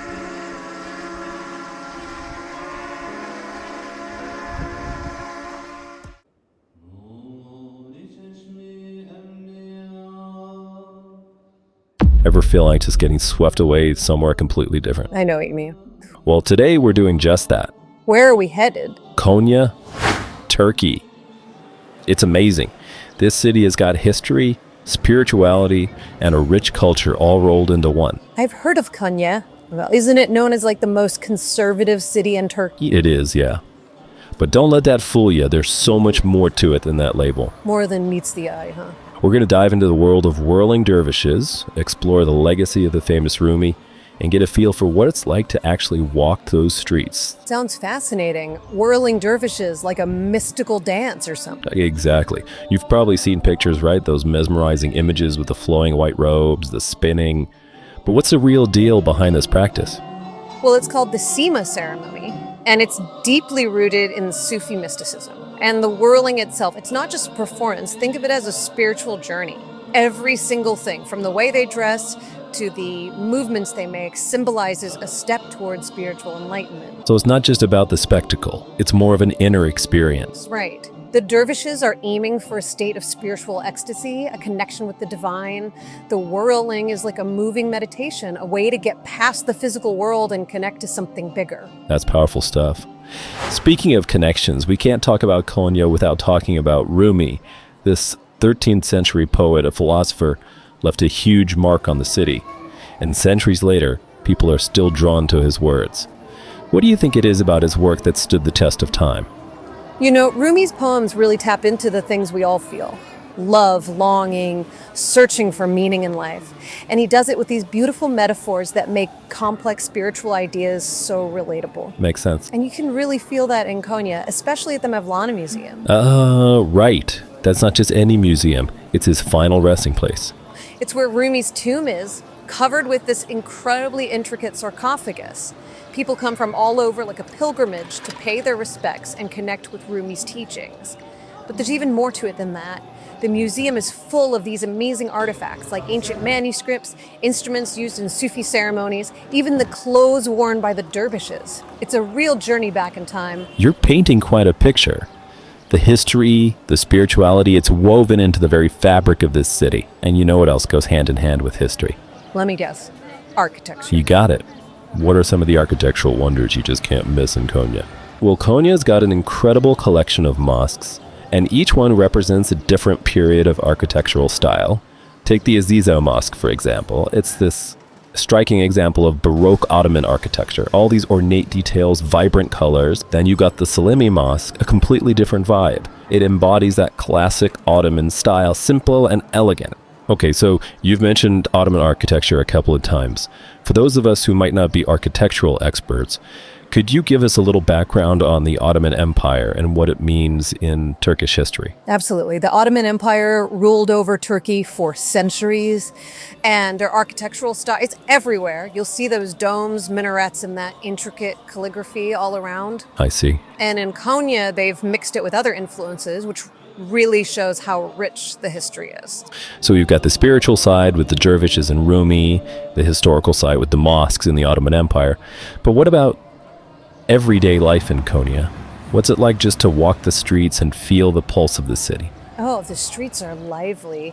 Imagine bustling bazaars where the air is filled with the aroma of spices and you're surrounded by all these colorful textiles.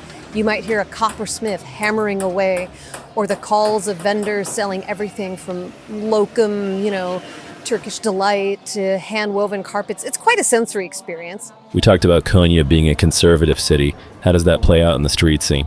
It definitely shapes the atmosphere. People are incredibly hospitable and warm, but there's also a deep respect for tradition and religious value. You'll notice it in the way people interact with each other and even how they dress. Life moves at a slower pace, less rushed, more rooted in tradition. Think cozy cafes and conversations over tea instead of late nights out at the club. So we've explored the Whirling Dervishes, delved into Rumi's legacy, admired the stunning architecture, and even wandered through the city's vibrant streets. What's the key takeaway for someone thinking about visiting Konya? Visiting Konya is a one-of-a-kind experience. It's a chance to dive headfirst into history, spirituality, and a culture where tradition is at the heart of everything. But it also makes you think about those traditions in a different way. Knowing Konya is considered the most conservative city in Turkey, what should visitors keep in mind? What cultural expectations and sensitivities should they be aware of? Absolutely. Konya sounds like a place with a lot to offer. I'd say so. It's a journey worth taking, for sure. Well, that's all the time we have for our deep dive today. So I gotta ask, what aspect of Konya resonated most with you? What are you still thinking about? That's a good question. Let us know in the comments. We'd love to hear your thoughts.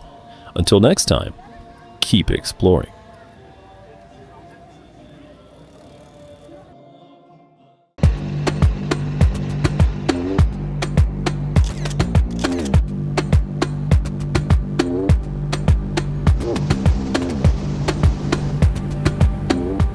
After exploring southern Turkey, we finally made it to our final destination, magical Cappadocia. So the question is, does Cappadocia really live up to the hype? Let's find out, starting with our journey to get there. So how did we get to Cappadocia? First, a super quick flight from Antalya to Kayseri. One night in Kayseri, a little dinner, a little exploring. Then next morning, an easy bus ride, just an hour. And boom, we were officially entering Cappadocia territory, getting closer to those epic ferry chimneys. But guys, nothing could have prepared us for what happened next. Landscapes straight out of another planet, the most insane adventures we never saw coming, and a sunrise that literally blew our minds forever. I mean, you see all those Instagram photos and think, yeah, it looks cool, but when you're actually there, standing in front of these rock formations that look like they were made by aliens, it's a whole different story. So if you're wondering if Cappadocia deserves a spot on your bucket list, spoiler alert, it absolutely does. And I'm about to show you why in this video. So hit that subscribe button and let's dive in to this Cappadocia adventure. Arrival day in Cappadocia. First things first, check in, bags dropped, and then straight out to explore. This place is unreal. We just wandered around, slowly soaking it all in. The way the houses are built into the rock formations, absolutely insane. And then we stumbled upon this epic viewpoint overlooking the whole town. Just imagine. Crazy rock formations stretching out everywhere, little shops and cafes tucked into the hillsides. I'm telling you, it felt like stepping straight into a fairy tale. Trust me when I say no photo can do this place justice. You've got to see Cappadocia with your own eyes.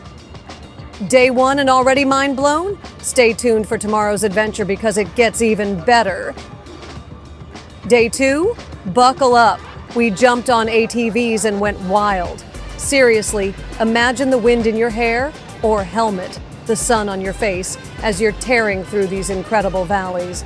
We were bouncing over rocky terrain, kicking up dust and just soaking in the insane scenery.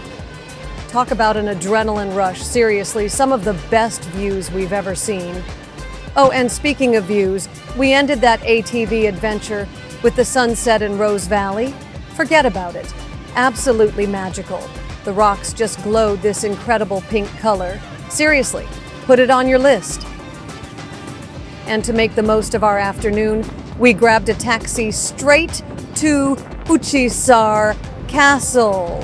This ancient fortress is perched way, way up high and gives you the most incredible panoramic views of the entire region. You could see for miles all the crazy rock formations, the little towns nestled in the valleys. Oh, it was breathtaking. Definitely a must-see to get your bearings and appreciate just how unique Cappadocia really is. And before heading back for dinner, we even managed to squeeze in a quick visit to Love Valley. That night, we treated ourselves to dinner at gourmet kebab restaurant.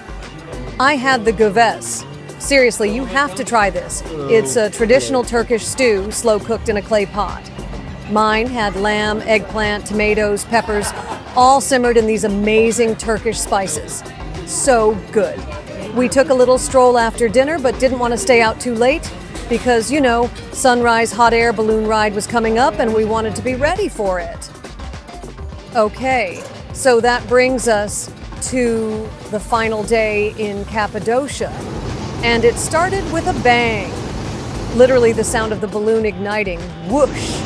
We finally got to do the iconic hot air balloon ride at sunrise. Seriously, people, if you do one thing in Cappadocia, it has to be this. Imagine floating silently over the valleys as the sun comes up, slowly lighting up those incredible fairy chimneys. The views? Unbelievable. The feeling? Pure magic. It's like seeing the whole world, all those volcanic landscapes from a completely different perspective, stretching out as far as the eye can see. Seriously, an experience we'll never forget. But honestly, words just don't even come close to doing it justice. You really have to see the footage to believe it.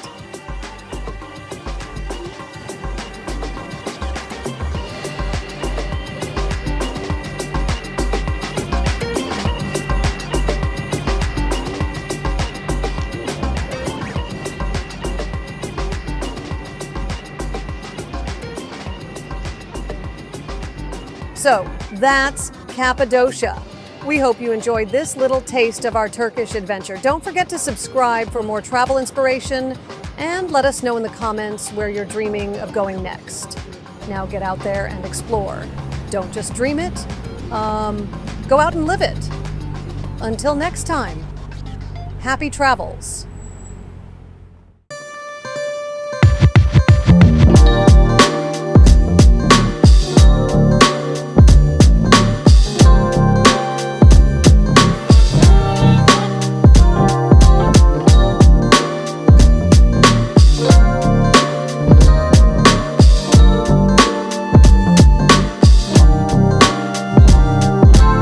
What's better than sunny beaches?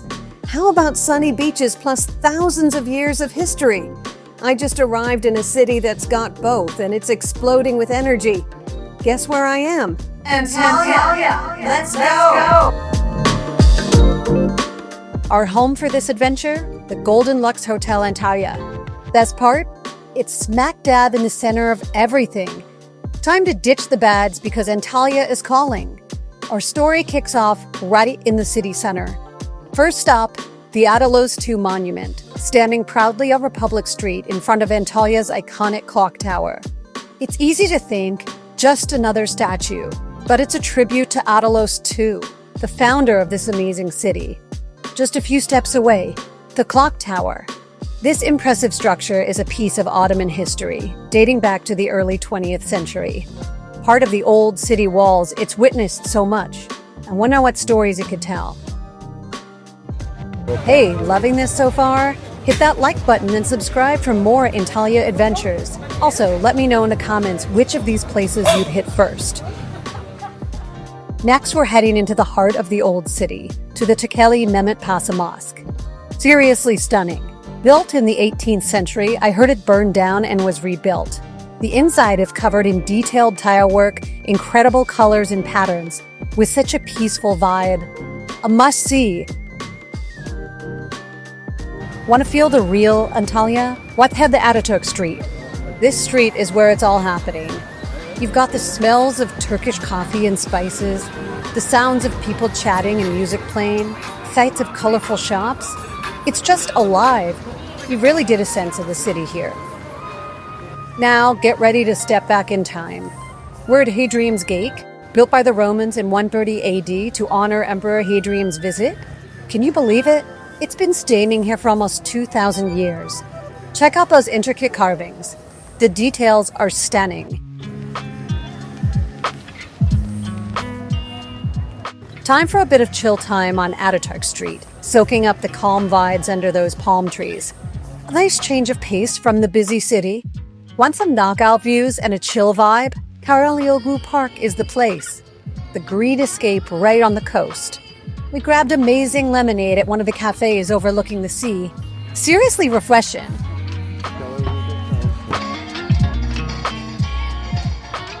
If you head towards the marina, you'll find the Hıdırlık Tower. Talk about a view. This ancient tower gives you a panorama all along the coastline. Definitely a photo op spot. After snapping some pictures, we're heading into the old town, Kalichi. Think you're lost? Nope! This place is a maze of narrow, winding streets, each with its own secret. The best part? Stumbling upon hidden gems around every corner. And look for those cafes perched on the cliffs overlooking the marina and the old town. Seriously, grab a Turkish coffee or tea and soak in that unforgettable view.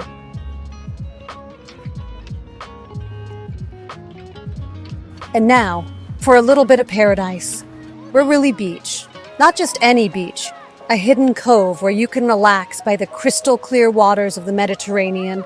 The sound of the waves, pure bliss. Before we wrap up, we stopped by the monument to Mustafa Kemal Atatürk. Not just a statue, but a reminder of Ataturk, the founder of modern Turkey, and a symbol of his legacy. And that was it for our first day in Antalya. The next morning, before picking up our rental car to head towards Canis and explore the Turkish Riviera, we strolled through the old town and down to Antalya Marina one last time. The air was already buzzing, even early on. We walked along the docks, checking out the boats, small fishing boats and fancy yachts. The sun was sparkling on the water, and the whole harbor just felt so alive. The perfect way to say goodbye. That blend of charming streets leading to the bustling harbor.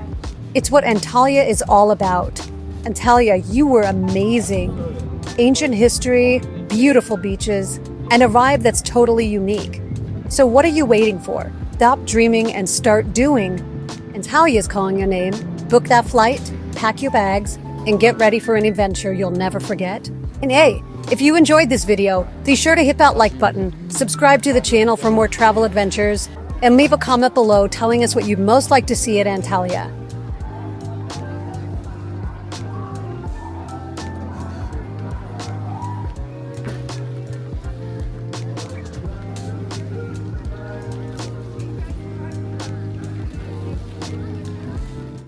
What I'm going to want you to do is basically pull up to Elliott, and starting at the Elliott, you're going to back up about 30 some odd feet to my position. Stop, then go forward to Elliott. Though often misjudged as dangerous and dull, northern Cyprus shatters expectations as an untamed paradise perfect for intrepid explorers. While many write it off as underdeveloped and unsafe, this lesser-seen side of Cyprus is a hidden gem overflowing with culture, natural wonders, and historical intrigue waiting to be uncovered. What some view as infrastructure shortcomings, daring travelers will find as a rare opportunity to experience hospitality, foods, and sights untouched by the modern world.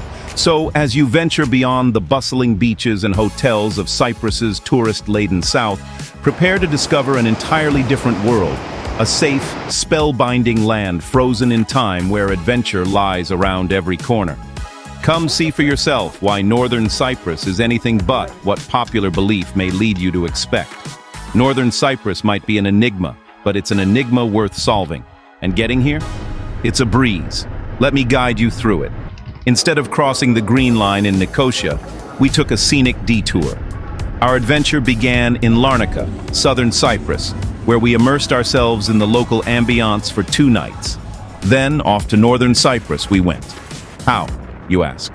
By simply hopping into a pre-arranged taxi to our hotel in northern Cyprus. The taxi whisked us to the border, passports ready, and voila, the friendly border official welcomed us through in less than 5 minutes. Just like that, we were on our way, safe, sound, and eager to explore. And believe me, the breathtaking views are living proof of the wonders that await. So, are you ready to uncover the secrets of northern Cyprus with me? Let's create unforgettable memories under the sun. Our journey starts in Famagusta, a city where modern energy fuses with captivating ancient ruins and medieval architecture. Lose yourself on storied streets lined with crumbling spires, temples, and cobblestone alleys that whisper tales of the past. At every corner, uncover adventures through northern Cyprus's remarkable history. And thanks to its prime location, Famagusta also serves as the perfect base to uncover the top highlights of northern Cyprus with ease. Let's start. Just 5 kilometers away, we uncover the sprawling ruins of Salamis, where the grandeur of Roman Cyprus comes to life through grand amphitheaters, ornate baths, and sacred temples. Wander the same grounds that once teemed with life as the capital of Cyprus's most powerful ancient kingdom. Returning to Famagusta, we behold the striking St. Nicholas Cathedral, later transformed into the Lala Mustafa Pasha Mosque. This monument encapsulates the city's storied past. Marvel at the blend of intricate Gothic and Islamic architectural details. Lastly, the fortified medieval city beckons. Encircled by imposing Venetian walls, wander through narrow lanes lined with the captivating ruins of churches. Uncover the resilience and mysteries encoded in Famagusta's very streets. Let Famagusta's legends, secrets, and storied past envelop you. Here, yesterday and today collide into one unforgettable adventure through northern Cyprus's remarkable history. Our next day's journey begins in Nicosia, the island's storied capital where glimmers of Byzantine opulence and Ottoman legend collide within venerable sandstone walls. Lose yourself wandering the winding alleys of this divided city, the only split capital still at odds. Yet discover where rival pasts breed present harmony, from hidden Orthodox churches to vibrant cafes fusing Greek and Turkish Cyprus. We twist skyward toward the medieval mountaintop fortress of St. Hilarion, perched dramatically atop the Pentadactylos range. As emerald foothills fall away, ramparts and soaring towers emerge from craggy cliffs. Travel back in time through the rise and fall of Lusignan kingdoms, Byzantine betrayals, and the Crusader quests for power that echo through this impenetrable stronghold. Capture panoramas stretching from sea to mountain that once guarded the island's conflicts, now a peaceful sanctuary. Finally, we descend on the coastal jewel of Kyrenia, fringed by the towering bastions of its medieval sea castle. Since the age of Richard the Lionheart, these stoic walls have watched kingdoms come and go below, meander through dungeons, royal chambers, and parapets for panoramas of the harbor and town. Then lose yourself within pastel-hued streets and alleyways that beckon to be explored.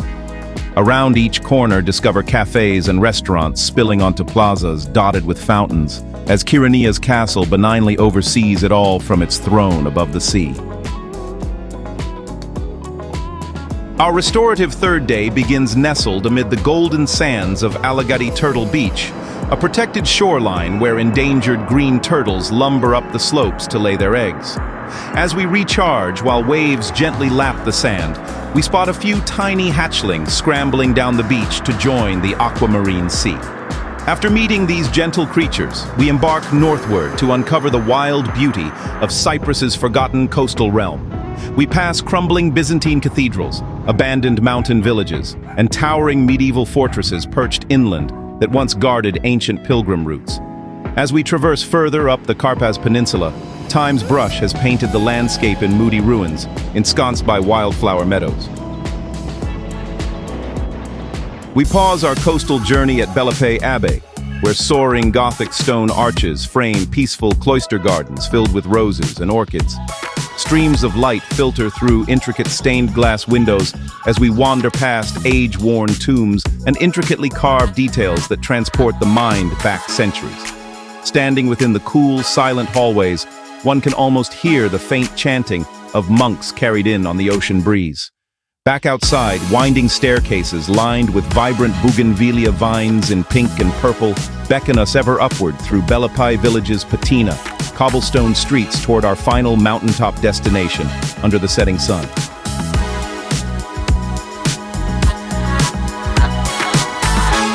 On On our final day, we ventured to the wild Karpaz Peninsula, Cyprus's isolated northern finger that time forgot. Our journey begins along the shimmering sands of Golden Beach, where beachfront ruins recall medieval harbor days before the shoreline receded inland. Legend says nights here once shone bright as gold from the lanterns of digging monks, hoping to unearth gilded treasure. We press onward and upward through bush scrub landscapes upon winding switchbacks, revealing the tip of Cyprus. Just as we reach the end of the road lies our pilgrimage's end, the monastery of Apostolos Andreas, illuminating this rocky promised land like a beacon since the 15th century. Perched above sheer sea cliffs, we pause to take in sweeping panoramas encompassing swathes of untouched terrain. On our descent, friendly, furry faces block our path, the iconic Karpaz donkeys roaming freely, lingering on roads or lazily sunbathing while cypress trees whisper tales of the Anatolian lands just 2 miles across this Mediterranean Sea. Through these sights and scenes, we breathe deep the frontier spirit of Cyprus's last untamed lands. May it ever remain the perfect finale to our northern Cyprus adventures chased through time. And that wraps up our journey, uncovering the hidden magic of northern Cyprus. From ancient ruins to crumbling castles frozen in time, we peeled back the layers of this captivating island. Now it's your turn. Smash that like button if you enjoyed the tour, and make sure you're subscribed so you don't miss our next adventure chasing history's echoes. Tell us your favorite moment from the trip in the comments below. The call of this uncommon land awaits. We can't wait to hear where your windswept Cyprus journey leads. Until next time, wanderers.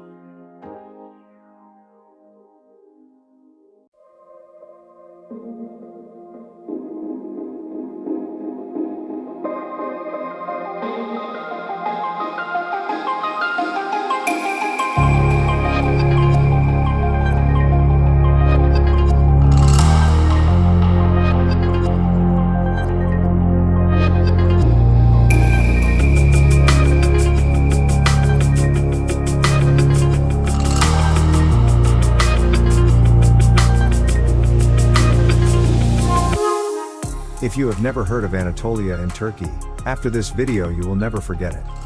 Why? This is why. Taste the world-famous pistachio baklava, listen to the rhythm of coppersmiths, and explore the Zugma Mosaic Museum in the city of Gaziantep. Witness the evolution of religion in the Göbekli Tepe excavation site, the oldest temple found so far. Visit the beehive houses of Harran before exploring Şanlıurfa city. Walk in the narrow streets of Mardin. Visit an active Assyriac monastery. See the second longest city walls in the world surrounding the old city of Diyarbakır. Enjoy the breathtaking views of Hevzel Gardens by the river Tigris, recently listed by UNESCO. Before we get into the details of each location, we will show you the organization of the trip and the places we visited. With our first destination defined, Gaziantep, we took the plane in Lisbon with a stop in Istanbul. After a short stop, we resume our journey towards Gaziantep, which would be the first place to visit in southeastern Anatolia. After 2 days of visiting the city and tasting the delicious local food, we took a bus to the next city, Şanlıurfa. We saw the Abraham Pool, bazaars, madrasas, the Göbekli Tepe excavation site, and much more. But the most beautiful city was yet to come, Mardin. It was also by bus that we went from Şanlıurfa to Mardin. Mardin. Well, you'll see in the pictures. We spent 3 days there. Finally, we took a taxi and headed to Diyarbakır, where we saw the second largest wall in the world and the plains of the Tigris River. And by the way, it would be very nice if you like the video and subscribe to the channel, to see more videos about wonderful destinations like this one. It would be a big help. If you're looking for a city that's both cosmopolitan and easy to get around in, Gaziantep is definitely the place for you. With its wide range of restaurants, shops, and attractions, all within easy reach, you're sure to have a great time no matter what you decide to do. Famous for its cuisine, Gaziantep is a top gastronomic destination. In fact, Gaziantep's food is so remarkable that it's been recognized by UNESCO. Some sources even call Gaziantep the food capital of the world. There are about 200 pastry shops in the city that produce Gaziantep's baklava and other regional desserts. For many visitors, eating these delights is the main focus of their stay. In addition to the food topic, you'll find the world's largest mosaic museum, the Gaziantep Zugma Mosaic Museum, which is one of the most renowned collections of mosaics in the world. The museum, which debuted in 2011, features a collection of mosaics found during the excavation of the nearby archaeological site of Belkıs Zugma. Some of the pieces on display are rightly regarded by experts as among the best surviving examples of Roman mosaic work in the world. Situated on the mountaintop at the heart of Gaziantep, the century-old Gaziantep Castle was initially built as an observation area by the Hittite Empire and turned by the Roman Empire as a castle. Now the castle serves as the Gaziantep Defense and Heroism Panoramic Museum, showcasing the struggle and heroism of Gaziantep soldiers and people. At the entrance to the castle, we find the 14 Martyrs Monument, which was built in memory of 14 children killed by the French soldiers who occupied Antep during the national struggle. Also not to miss is the Coppersmith Bazaar. Walk around the bazaar and watch the craftsmen engraving, welding, hammering, and sharpening copper items. Unlike other bazaars, like the Grand Bazaar in Istanbul, the shopkeepers didn't hassle us as we walked from shop to shop. As in any Turkish city, you shouldn't pass up the chance to stroll around the streets, some of which are narrower and others bigger, some of which are busier and others less so, but all of which have that intense allure and distinctive charm of this nation. After a few enjoyable days in this city, we went to board the bus that would take us to Şanlıurfa. Less than 2 hours are needed for the approximately 150-kilometer excursion. The trip is quite nice and cost less than €12. Said to be the city of prophets, where the prophet Abraham was born and began his monotheistic teachings, Şanlıurfa is one of Turkey's great pilgrimage cities. As well as Urfa's central district, crammed with historical things to do, including the sacred carp pools of Gulbaz and an archaeology museum that ranks among one of the best in Turkey, there are many ruins scattered across the surrounding countryside. The main tourist attraction for visitors today is the archaeological site of Göbekli Tepe, just on the city's outskirts, where humanity may have first begun religious belief. If you want to know more about Şanlıurfa, check out our Şanlıurfa video on the channel. So let's dive into a brief travel experience in Şanlıurfa. And we couldn't start better than visiting the world's earliest temple at Göbekli Tepe. Although the ruins themselves are scant, the importance of this site for our understanding of human history cannot be overstated. When excavations began here in the mid-1990s, archaeologists discovered what is believed to be the world's oldest religious temple site. The Neolithic pillars, carved with depictions of animals, have been dated to about 10,000 BC, helping archaeology's understanding of Neolithic culture. Back to the city, and right in the center of the city is the Gulbaz area, a well-tended park where Şanlıurfa's most important tourist attractions lie. The sacred fish ponds are surrounded by the beautiful Xviniye Vakf Mosque and Medrese complex on their north side, and the Halailer Rahman Mosque to their west. Swimming in the ponds are hundreds of sacred carp, which play a central role in the story of the prophet Abraham. Next, let's dig into history at Şanlıurfa Archaeology Museum. Over 3 levels, this contemporary museum weaves the story of human habitation in this region from the Neolithic to the Ottoman era. The museum's highlights are the exhibits devoted to Göbekli Tepe, and the many other pre-pottery Neolithic archaeological sites scattered through the nearby countryside. One of the collection's key pieces is the Urfa man statue, considered the world's earliest life-size representation of a human and thought to date back to around 9000 before the Common Era. In the Gulbaz area, near the sacred carp pool, we went to visit the pilgrimage sites of the Derga complex. Just to the west, across a central courtyard, is the regal facade of the Mevlid-i Halil Mosque. This is an important pilgrimage site for the faithful, and once a year, just before the Hajj to Mecca, pilgrims gather here to seek blessings. In the central city, the 12th century Grand Mosque represents the major historical changes in Şanlıurfa and how certain buildings and sites have been rebuilt and reused across the centuries. The western side of the building boasts an unusual octagonal minaret, probably retained from the church. Also, take a look at the impressive Kızılkuyu necropolis as 133 rock tombs some 2,000 years old when the city was called Edessa. There are also Roman tombs, reliefs, and mosaics. The bazaar is one of the most well-liked places to go. The smells of spice, leather and cooked meat from the kebab vendors blend together in the narrow, cramped lanes. Everything from cheap clothing and plastic household items to handcrafted leather goods, antiques, and exquisite workmanship may be found here. Lots of gold. It's a terrific spot to lose track of time and take in the ambience for a few hours. We stayed in this city for a few wonderful days before boarding the bus to Mardin. The roughly 150-kilometer journey takes less than 2 hours. The journey was reasonably priced at less than €12. The city of Mardin is located on the slope of a hill looking down south to the Mesopotamian plains. Mardin is on the main routes connecting Turkey to Syria and Iraq. Mardin is one of the few cities in the world wherein the entire city has been declared a UNESCO World Heritage Site. This is because just about every inch of the city oozes history and culture, and is arguably one of Turkey's most beautiful cities. So when you go, what should you see? Here are a few of the sights in Mardin waiting for you when you visit. First of all, let's see how the city is organized. Mardin has a single central street, Cumhuriyet Caddesi, which cuts through the entire old city. As you'd probably guess, this is where you're going to find numerous landmarks in addition to restaurants and local shops. Starting with the Zincuriye Madrasa, this Islamic theological college was founded in 1385 by Isa Bey. As well as being one of Mardin's best preserved buildings, it's noted for the stunning views from its rooftop that swoop over the entire town and out to the Mesopotamian plains below. The complex is comprised of a domed mosque, a mausoleum, and 2 tranquil inner courtyards. In the southernmost part of town, the Kazmiye Madrasa 15th century madrasa complex consists of a theological college and domed mosque. The entire complex has a peaceful atmosphere, with its buildings set around graceful courtyards. Upstairs, you can explore the rooms where students once studied and lived while learning the Quran. Was closed at the time we visited. On the way to the Ulu Mosque, you certainly pass the bazaar. Mardin's bazaar area spills down the slope, off the main street of Cumhuriyet Caddesi.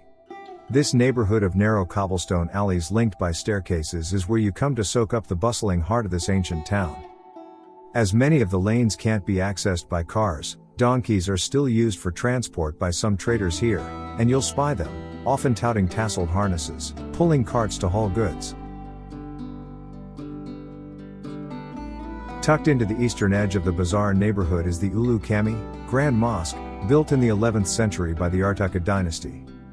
The minaret, with its unique stone carvings, and the vast courtyard, is the highlight of a visit here. The building suffered badly during a Kurdish uprising in 1832, and today the interior prayer room, divided into 3 sections, is rather plain.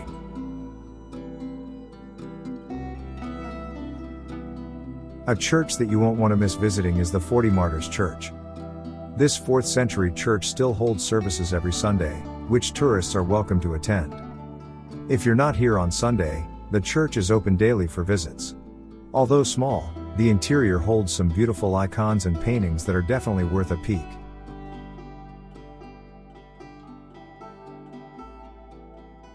Mardin's museum is set in one of the town's grandest 19th century villas, which was once the headquarters of the Syriac Catholic Patriarchate. The well-curated collection inside may be small, but it highlights the vast history of Anatolia's southeast region.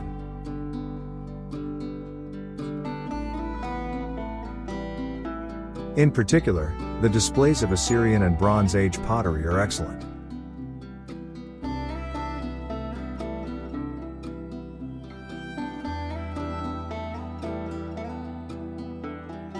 Mardin Post Office is one of the town's finest examples of its 19th century villa architecture, and probably one of the most ornate post office buildings you'll ever see.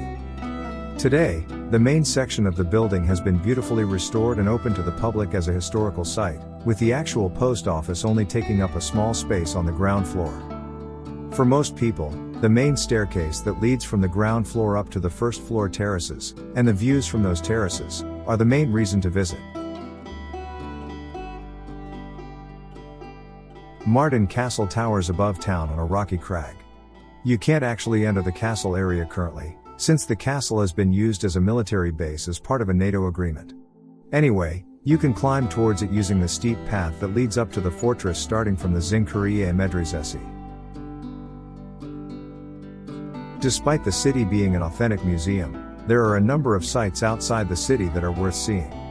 We advise visiting the Deir el-Zafaran Monastery Complex and the ancient Roman city of Dara. We arranged the trip with a local taxi and it went well. The problem is always communication, as most people don't speak English. However, the sympathy of the people overcomes this limitation. The Diyarbakır Monastery Complex, 20 kilometers southeast of Mardin, contains 3 churches, which adjoin the rear facade of the arcaded courtyard, all surrounded by high fortress-like walls. The building originally dates from the 5th century but has been destroyed twice, first by the Persians and then by Tamerlane.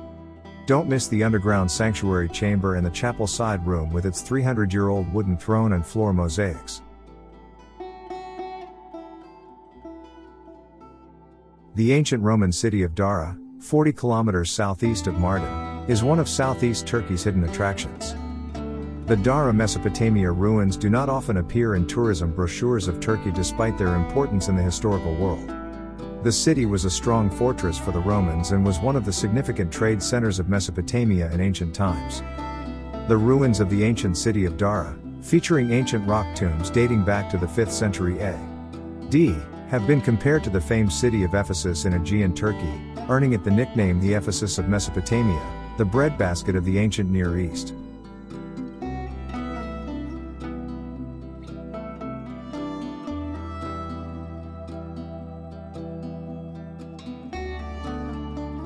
After spending a few very enjoyable days exploring this lovely city, we took a taxi to Diyarbakır. It is a little over €20 for a journey of roughly 90 kilometers. The journey takes an hour and 20 minutes. When we went to Diyarbakır Monastery, we immediately negotiated the price to contemplate the trip to Diyarbakır.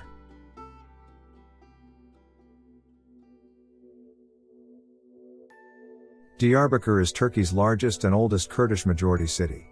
The city has the UNESCO World Cultural Heritage List, Diyarbakır Castle, and Hevzel Gardens, as well as the world's second longest wall, after the Great Wall of China.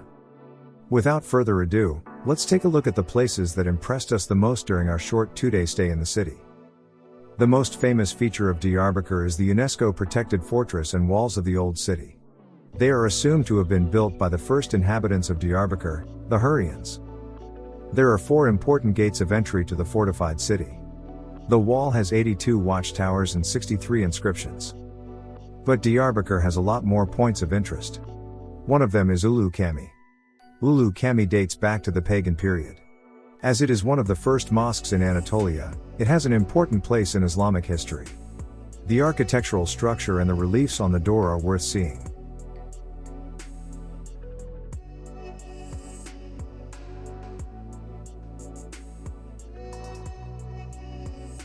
When visiting Diyarbakır, you should also take note of the other mosques in addition to Ulu Cami.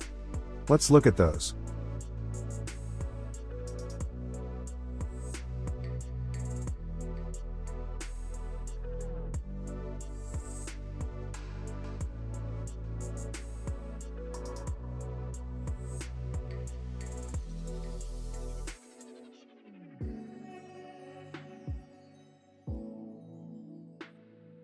The Hevzel Gardens are the 700 hectares of cultivated, fertile lands near the river Tigris, between the Diyarbakır fortress and the river. The gardens became a World Heritage Site in 2015, along with the walls of Diyarbakır fortress. Remember to take some time to unwind at the Dikil Bridge. The bridge is located 3 kilometers outside of Mardin Gate, 3 kilometers south of the city. The bridge has 10 arches of different sizes and is 178 meters long. The Dikil Bridge is a historic bridge in Diyarbakır over the river Tigris. It was constructed by the Marwanids between 1065 to 1067. Hasan Paşa is the place to go if you need to schedule a meeting with someone. This 16th century caravanserai that has been rebuilt across from the Ulu Cami is home to carpet stores and jewelry stores and is the ideal place for a leisurely breakfast. Additionally, live music is frequently promoted. The welcoming Kamer Avlu Cafe downstairs is maintained by a group that promotes women's rights in eastern Turkey. Look it up.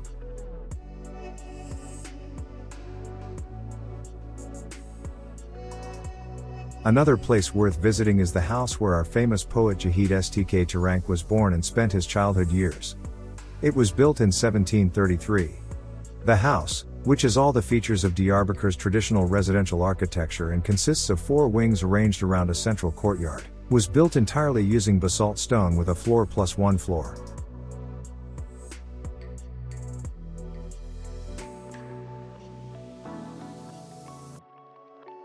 In addition to visiting historical sites and landmarks, it is necessary to walk through the streets and observe the people in order to gain a basic understanding of the people's culture. These are scenes from everyday life that we will show you. With these pictures of Diyarbakır, we say goodbye to Southeast Anatolia and Turkey, confident that we will return because there is still so much to see. If you are unfamiliar with this amazing region of Turkey, take advantage of it while there are few tourists.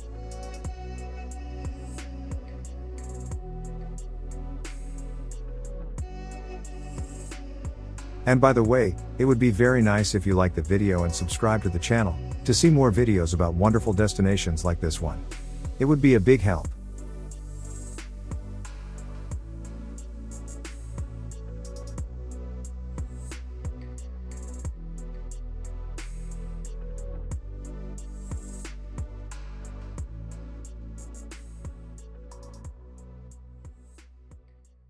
All right, so, you were ready, all set for Kazakhstan, meaning some serious Central Asian adventure, yeah? And then, Big change of plans. yeah, flight cancellation, out nowhere, send you to southern Turkey. Wow. Quite a curveball. Yeah, talk about a travel shakeup. I'm dying to know. Did you end up bummed out? Or was this like a blessing in disguise? From everything we've seen, southern Turkey might have been exactly what you needed. Okay, color me intrigued. Yeah, so Konya, Antalya, Patara, even Cappadocia. That's a lot. You packed a lot in. It's a fantastic clinic, yeah. Ancient history, spiritual centers, bustling cities, and the scenery is just out of this world. I mean, where else can you explore like a centuries-old bazaar, and then the next day you're floating over, these otherworldly rock formations? It's incredible. It is a pretty incredible combination. Yeah, let's start at the beginning. Okay, Konya. All right, city of Rumi, Whirling Dervishes, and that incredible sense of history. You really dove headfirst into the spiritual heart of Turkey. I'm picturing you at the Mevlana Museum, standing before Rumi's tomb. You mentioned this wave of serenity washing over you. What was it like being in that space? It sounds like you really tapped into something special there, The Mevlana Museum, it's not just a tomb, it's really the heart of Sufism, a mystical branch of Islam. And it emphasizes, this direct personal experience of the divine. And people have been coming to this place for centuries, seeking that deeper connection, something greater than themselves. No wonder you felt that energy. Palpable, right? And then, of course, there's the Whirling Dervishes. I get chills just watching videos. Now, yeah, what was it like seeing them in person? It's powerful. Based on from what you've described, the music, the hypnotic spinning, the sense of transcendence, and each movement is so deliberate, it's all symbolic, shedding the ego, reaching for the divine. It's like this physical manifestation of the spiritual longing. It's like they're dancing their way to enlightenment. But Konya wasn't all spiritual contemplation. You dove into that bustling energy of the Konya Bazaar, right? Yes. Sensory overload. Yeah. Centuries-old marketplace. Little pieces of living history. And speaking of history, you didn't just wander through the bazaar, you went to some of Konya's grandest mosques. What was that like, going from that serenity of the Mevlana Museum to the grandeur of the Azize and Salamia mosques? Yeah, it's this fascinating contrast. Yeah, you go from this intimate, introspective space of the museum and you step into these vast, awe-inspiring structures. It's almost like they were designed to just overwhelm the senses and evoke that sense of wonder and submission to a higher power. I can see how those contrasting experiences would really give you this deeper understanding of Konya's layered history and cultural identity. From the spiritual heartland to the sun-drenched coast, Antalya was up next for you. Right, and a big change of pace, yeah. From the ancient serenity of Konya to a city that really seamlessly blends the ancient and the modern. Yeah, I'm especially intrigued by your time exploring Kolaisi, the old city. Here, you describe these narrow, winding streets, and the scent of spices, the sea air, and this feeling of stepping back in time. But then, you turn a corner and boom, you've got these ancient Roman walls embedded into the modern buildings. It's like the past is woven into the very fabric of the city. It is. It's like this living tapestry. Each thread is a different era. Yeah, and it's not just subtle remnants either. You walked through Hadrian's Gate, this massive Roman arch built in 130 AD, still standing tall amidst the hustle and bustle. Talk about a reminder that history is always present. It's amazing how Antalya manages to preserve that ancient heritage while embracing the energy of a modern coastal city. Makes you wonder how many other hidden gems are just waiting to be discovered, right? Absolutely, if like this giant treasure hunt through time. Okay, so we've had the spiritual depth of Konya, the layered history of Antalya. What's next on this whirlwind Turkish adventure?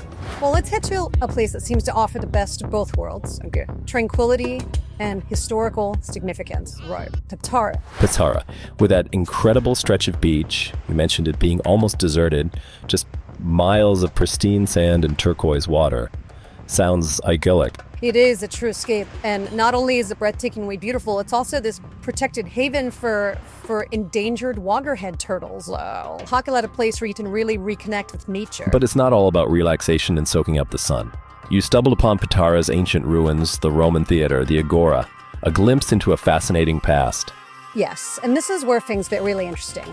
Patara wasn't just any ancient city, it was a key member of the Lycian League. A Lycian League. Okay, I need some background here. Okay, so imagine a federation of cities. They had a council, elected representatives, all working together in the name of democracy. Sounds kind of familiar. Right, but here's the kicker. This was happening centuries before Athenian democracy. You know, the one that we always think of as the first. Wow, so you're walking through these ancient ruins and you're simply walking through the remnants of one of the earliest forms of democracy. That's incredible. It really is. It makes you rethink that whole timeline. It's your reminder that human quest for self-governance has this long and complex history, full of twists and turns. Speaking of twists and turns, from ancient democracy to something truly magical. Next up on your Turkish journey, Cappadocia. Yeah, get ready for a visual feast. We're about to enter a world unlike anything you've ever seen. Oh, good, I promise. In a landscape sculpted by fire and time. You can literally step into a fairy tale. I have to admit, I'm a little obsessed with these pictures you took. It looks like another planet. It really does. But before we get into exploring those incredible valleys, let's talk about that hot air balloon ride. You mentioned floating over this otherworldly landscape as the sun came up. What was that experience like? It's one thing to see pictures, but to actually be there, suspended in the stillness of dawn, watching those fairy chimneys emerge from the mist as the sun paints the sky, shades of gold and rose. It's a sensory experience beyond words. I can only imagine. It sounds like a pretty magical way to start the day. Yeah, but the magic didn't end there. You explored the Valley of Swords, the Red Valley, the Pink Valley. Each one has its own distinct personality. It's true. Each valley is just a testament to the power of nature, the Valley of Swords, with those towering formations like piercing the sky that evoke this sense of drama and power. And then you have the Red Valley, awash in those fiery hues, especially vibrant at sunset. And then the Pink Valley, with its softer pastel shades, almost ethereal. It's incredible how the minerals in the rock create such a diverse palette of colors, like walking through a painter's palette. And then, of course, there's Usizar Castle, this fortress carved into a giant rock formation.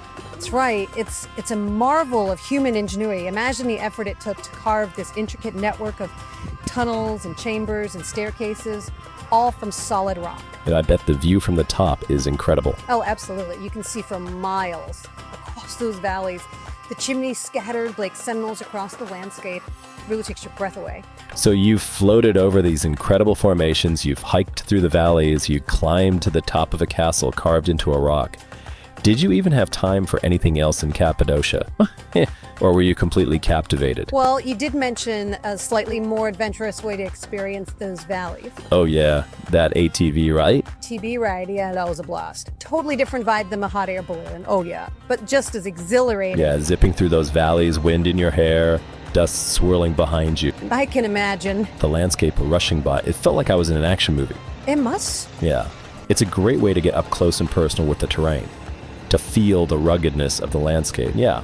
So we've covered the spiritual side of Turkey, the historical layers, the breathtaking scenery. But it sounds like what really made this trip special were the connections you made with the people. You know, I went to Turkey expecting the incredible history and scenery, and I definitely got that. But what I didn't expect was the warmth and generosity of the people. Everywhere I went, people were so welcoming, so eager to share their culture and stories. That's the beauty of travel. Those unexpected moments of human connection, transcending language and cultural barriers. Despite our differences, we all share this common humanity. It's a powerful lesson to bring home. Absolutely. It made me realize sometimes the most meaningful souvenirs aren't the things you buy, but the stories you collect and the connections you make. Speaking of stories and connections, did any of the places you visited challenge your preconceived notions about Turkey? I had this image of Turkey as being very traditional, maybe even a bit conservative. And while that's true in some ways, I was really struck by how vibrant and modern it is, especially in Antalya. Antalya seems to strike that perfect balance, old world charm and contemporary energy. Exactly. The art scene area is incredible, and the fashion is so stylish. It just felt very cosmopolitan, full of life and creativity. It's a good reminder that, we shouldn't make assumptions about entire cultures based on stereotypes. Because of our limited knowledge, there's always more to discover beneath the surface. So true. You have to be open to being surprised, to having your assumptions challenged. It's all part of the learning experience. Now, I know this is a tough question, but if you had to pick one memory that truly captures the magic of southern Turkey for you, what would it be? Oh man, that is a tough one. There were so many incredible moments. But I think it'd have to be that sunrise, hot air balloon ride over Cappadocia. And the silence, the stillness, the way those rock formations emerged from the mist like something out of a dream. Pure magic. It sounds like a moment you'll carry with you forever. Definitely will. So now, someone's listening to this, completely captivated by your stories, and they're thinking, okay, Turkey's at the top of my bucket list. What advice would you give them? I'd say first, do your research. Southern Turkey has something for everyone, but it's a diverse region, so figure out what interests you the most. History, beaches, food, spirituality, whatever it may be, and then plan your trip around that. That's great advice, tailor the experience. Exactly, and don't overplan. Leave some room for spontaneity. Some of the best experiences happen when you're open to be unexpected. It sounds like embracing the unexpected was a big part of what made your trip so special. That flight cancellation rerouted you to Turkey. Turned out to be a blessing in disguise. It really did that. And it reminded me that sometimes the best adventures are the ones we don't plan for. So this deep dive's taken us from the spiritual heart of Konya to the surreal landscapes of Cappadocia. We've explored ancient history, modern cities, breathtaking scenery, and most importantly, the warmth and generosity of the Turkish people. Quite a journey. It has been. And it was more than just a vacation. It was a journey of discovery, a chance to learn, to grow, to connect with something bigger than myself. And that's the beauty of travel, right? It opens our minds to new possibilities, helps us see the world and ourselves in a new light. Exactly. And on that note, I want to leave our listeners with the thought. What unexpected detours in your own life have led to amazing discoveries? Everyone has those moments. A missed flight, a wrong turn, a chance encounter. Take a moment to reflect on those twists of fate that have shaped your journey. And who knows, maybe that unexpected detour, that missed opportunity, that closed door is actually leading you to something even better, something you couldn't have planned for. That's such a powerful message. Embrace the unexpected. Step outside your comfort zone and see where life takes you. You never know what amazing discoveries might be awaiting just around the corner. Thanks for joining us on this deep dive. Until next time, keep exploring.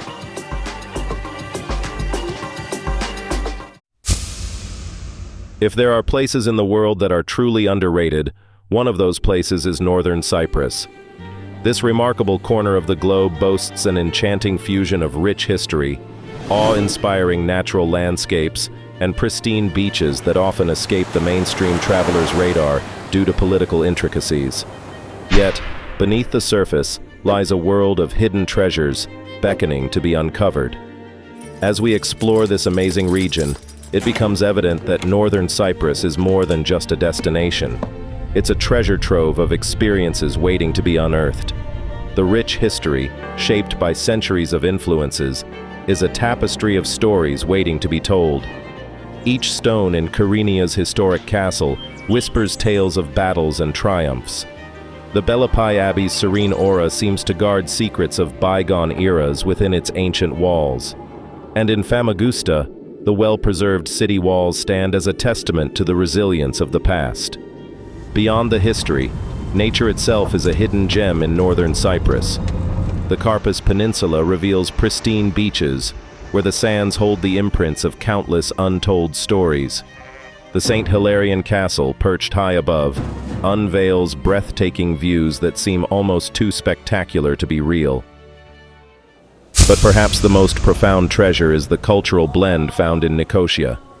Here, the division between the Turkish Cypriot North and Greek Cypriot South creates a unique fusion of traditions, languages, and flavors, offering a truly enriching experience.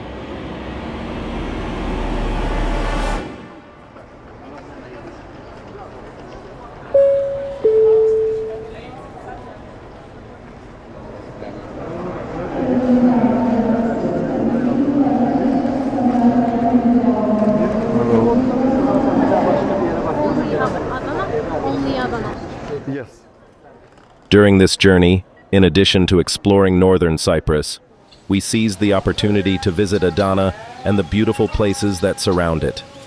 Adana, a city steeped in history and culture, served as a gateway to a series of remarkable destinations, including Mersin, Tarsus, and the awe-inspiring Ulankale.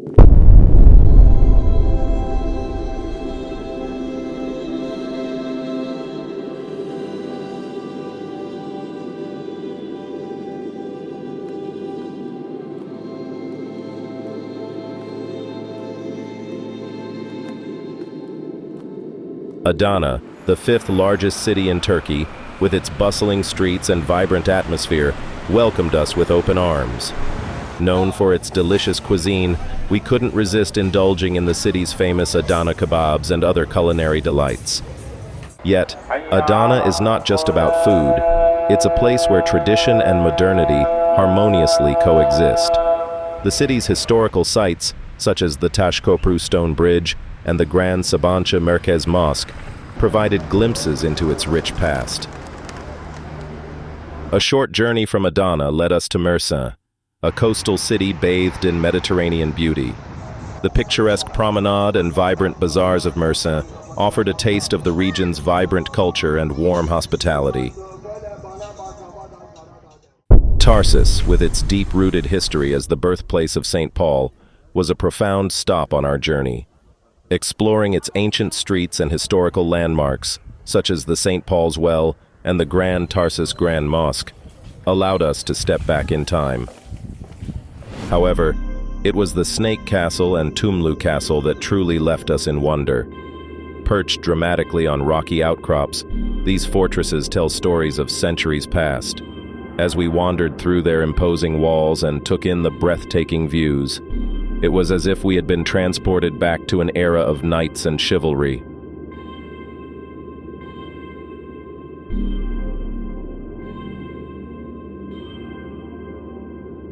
Our journey through Adana and its surroundings was a tapestry woven with history, culture, and natural beauty. It reminded us that every corner of this world holds its unique treasures waiting to be discovered, and that a single trip can offer a lifetime of memories. I hope you enjoyed the video, and if you did, please give it a like and consider subscribing to the channel to stay updated on our upcoming, more detailed videos about each of the places we just described. Take care, stay healthy, and see you next time.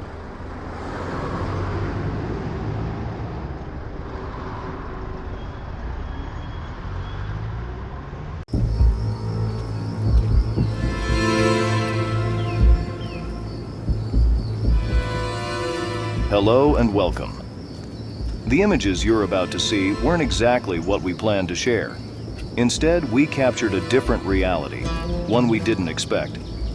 I would have loved to show you something quite different. This is what we were hoping to see. But stay tuned, because we're about to dive into the story of how our plans took an unexpected turn. As a quick note, this video takes a brief break from our ongoing series about our travels in China and the Philippines. Our journey began in Lisbon, where we boarded a flight to Ankara. This capital city of Turkey served as a strategic stopover on our way to Trabzon, and upon our return we took the opportunity to explore Ankara for 2 days, delving into its rich history and culture. Trabzon, with its population of 300,000, is the 9th largest city in Turkey and the 2nd largest in the Black Sea region, following Samsun. While the city itself may not hold many attractions for tourists, it is the gateway to some of Turkey's most compelling historical sites, including the Hagia Sophia Church, now a museum, and the Byzantine-era Sumela Monastery. The Hagia Sophia, an understated Byzantine-style church located outside the city center, stands on a terrace that was once a pagan temple. Its picturesque garden overlooks the sea, making it a beautiful spot for visitors. The church's interiors, adorned with paintings and frescoes from its time, are particularly worth seeing.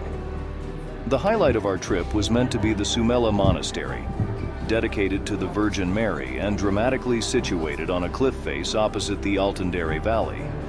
At an altitude of about 1,200 meters, it offers stunning views and is a key attraction of the Altındere National Park. Unfortunately, dense fog obscured our view on the day of our visit, which is why some call it the Monastery of the Clouds. Despite the weather, we ventured on a 20-minute walk up to the monastery, navigating through a beautiful forest, passing viewpoints and a waterfall, none of which we could see. The path, although mystical and enchanting under the fog, left us unable to see the monastery or the surrounding landscape. After purchasing tickets for €20 each, we ascended a steep stone stairway and entered the monastery zone open to visitors. Although some parts of it were under restoration, the visible frescoes are still impressive.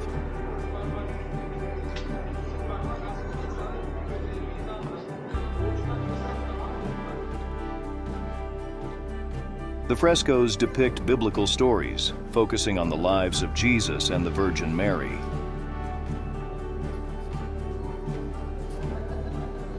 The monastery features a church inside a cave at its heart, surrounded by several buildings, including the monks' cells and guest housing, with the oldest parts dating back to 1840.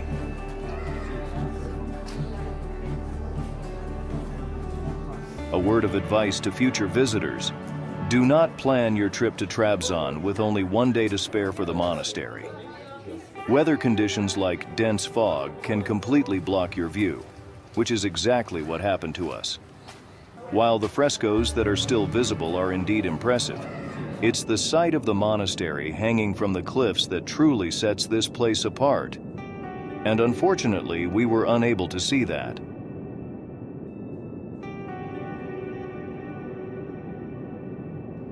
As we continued our journey in Trabzon, we took some time to explore a few local highlights that reflect the character of this historic city. First, we visited Trabzon Castle. Although mostly in ruins, the castle offers fantastic views of the city and sea, making it a picturesque spot worth visiting. Next, we headed to Ataturk Köşkü, a historic mansion that has been turned into a museum. This place provides a deep dive into early 20th century life and showcases its connection with Mustafa Kemal Atatürk, offering a unique glimpse into Turkey's past. Finally, we strolled through the Trabzon Bazaar, a vibrant hub of activity where you can experience local trade and crafts.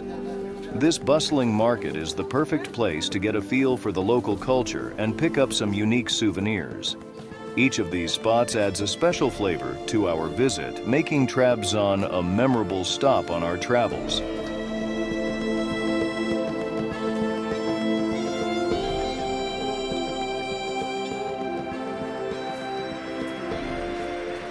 Upon returning to Ankara, we immersed ourselves in the rich history and vibrant culture of the city by visiting several significant sites. Our first stop was Ankara Castle, which offers a panoramic view of the city. The castle area is also known for its numerous antique shops and cozy cafes, perfect for a leisurely afternoon.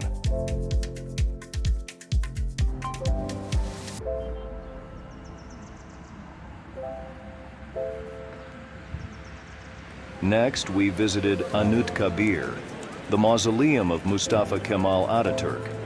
This site is not only a monument to the founder of modern Turkey, but also houses a museum that showcases an array of artifacts from Turkey's modern history.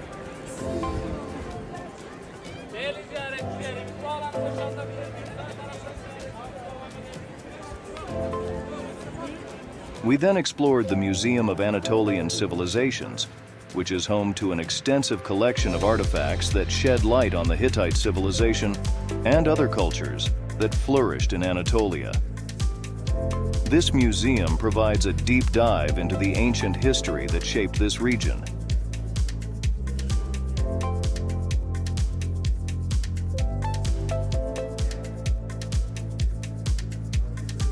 Kızılay Square, the bustling heart of Ankara, was our next destination. This vibrant area is filled with shops, restaurants, and cafes, offering a pulse on the modern-day life of the city's residents.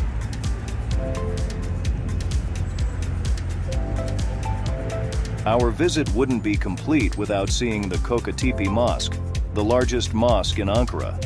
It beautifully blends traditional Ottoman and modern architectural elements, providing a space for both reflection and admiration of Turkish architectural achievements.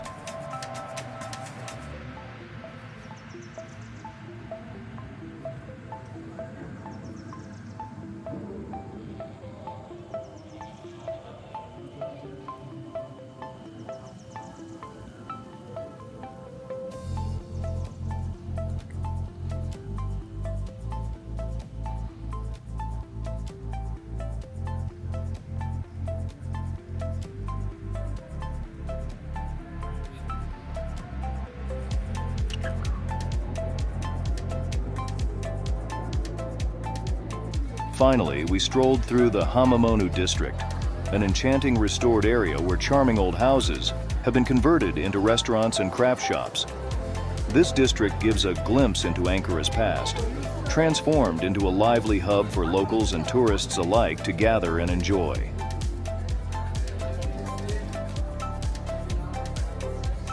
That concludes the tale of our challenging visit to Sumela Monastery. Travel doesn't always unfold as planned, particularly when you're on a tight schedule. However, we hope you found this recount both informative and entertaining.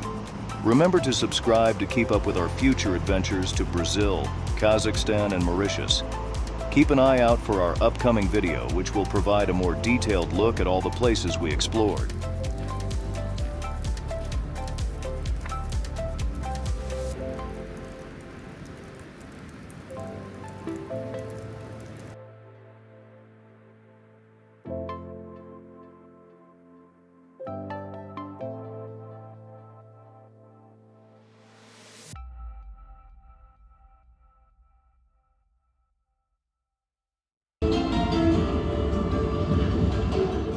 Have you ever witnessed spirituality expressed through dance? The Whirling Dervishes are more than performers. They're part of a centuries-old Sufi tradition, a mesmerizing ritual symbolizing the soul's journey toward divine love. Here in Konya, the heart of this spiritual practice, will take you inside this captivating world of spinning robes, haunting music, and profound devotion. Stay with us as we explore the magic and meaning behind the Whirling Dervishes.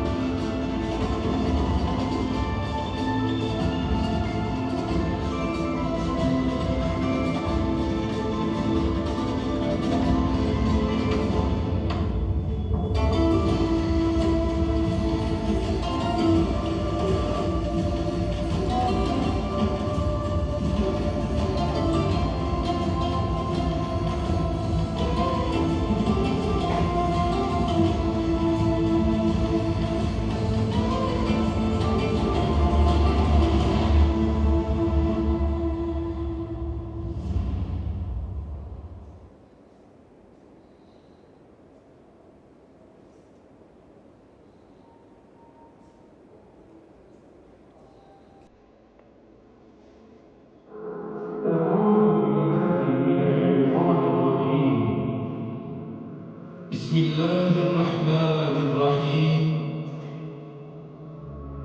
ولله الأسماء الحسنى فادعوه بها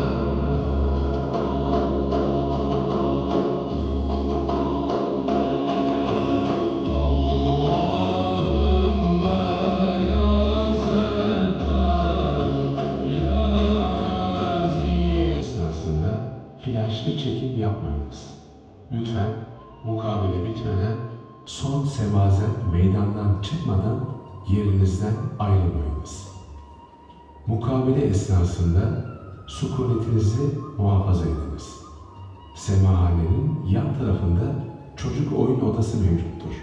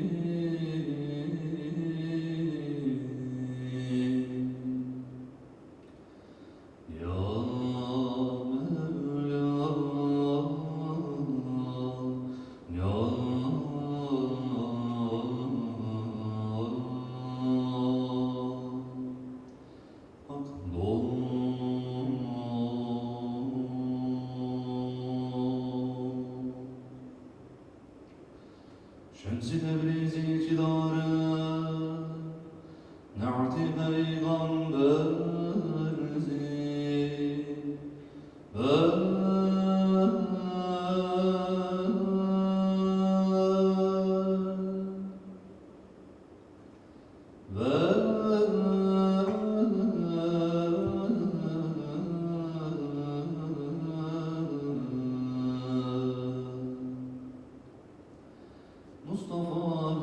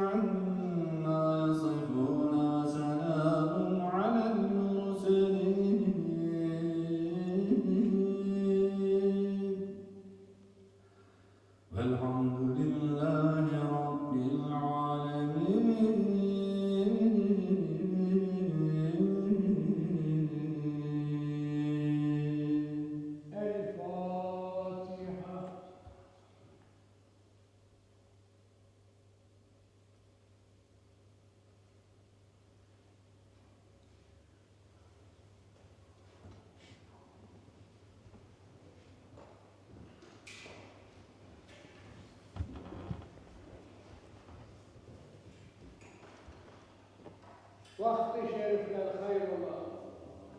Hayırlar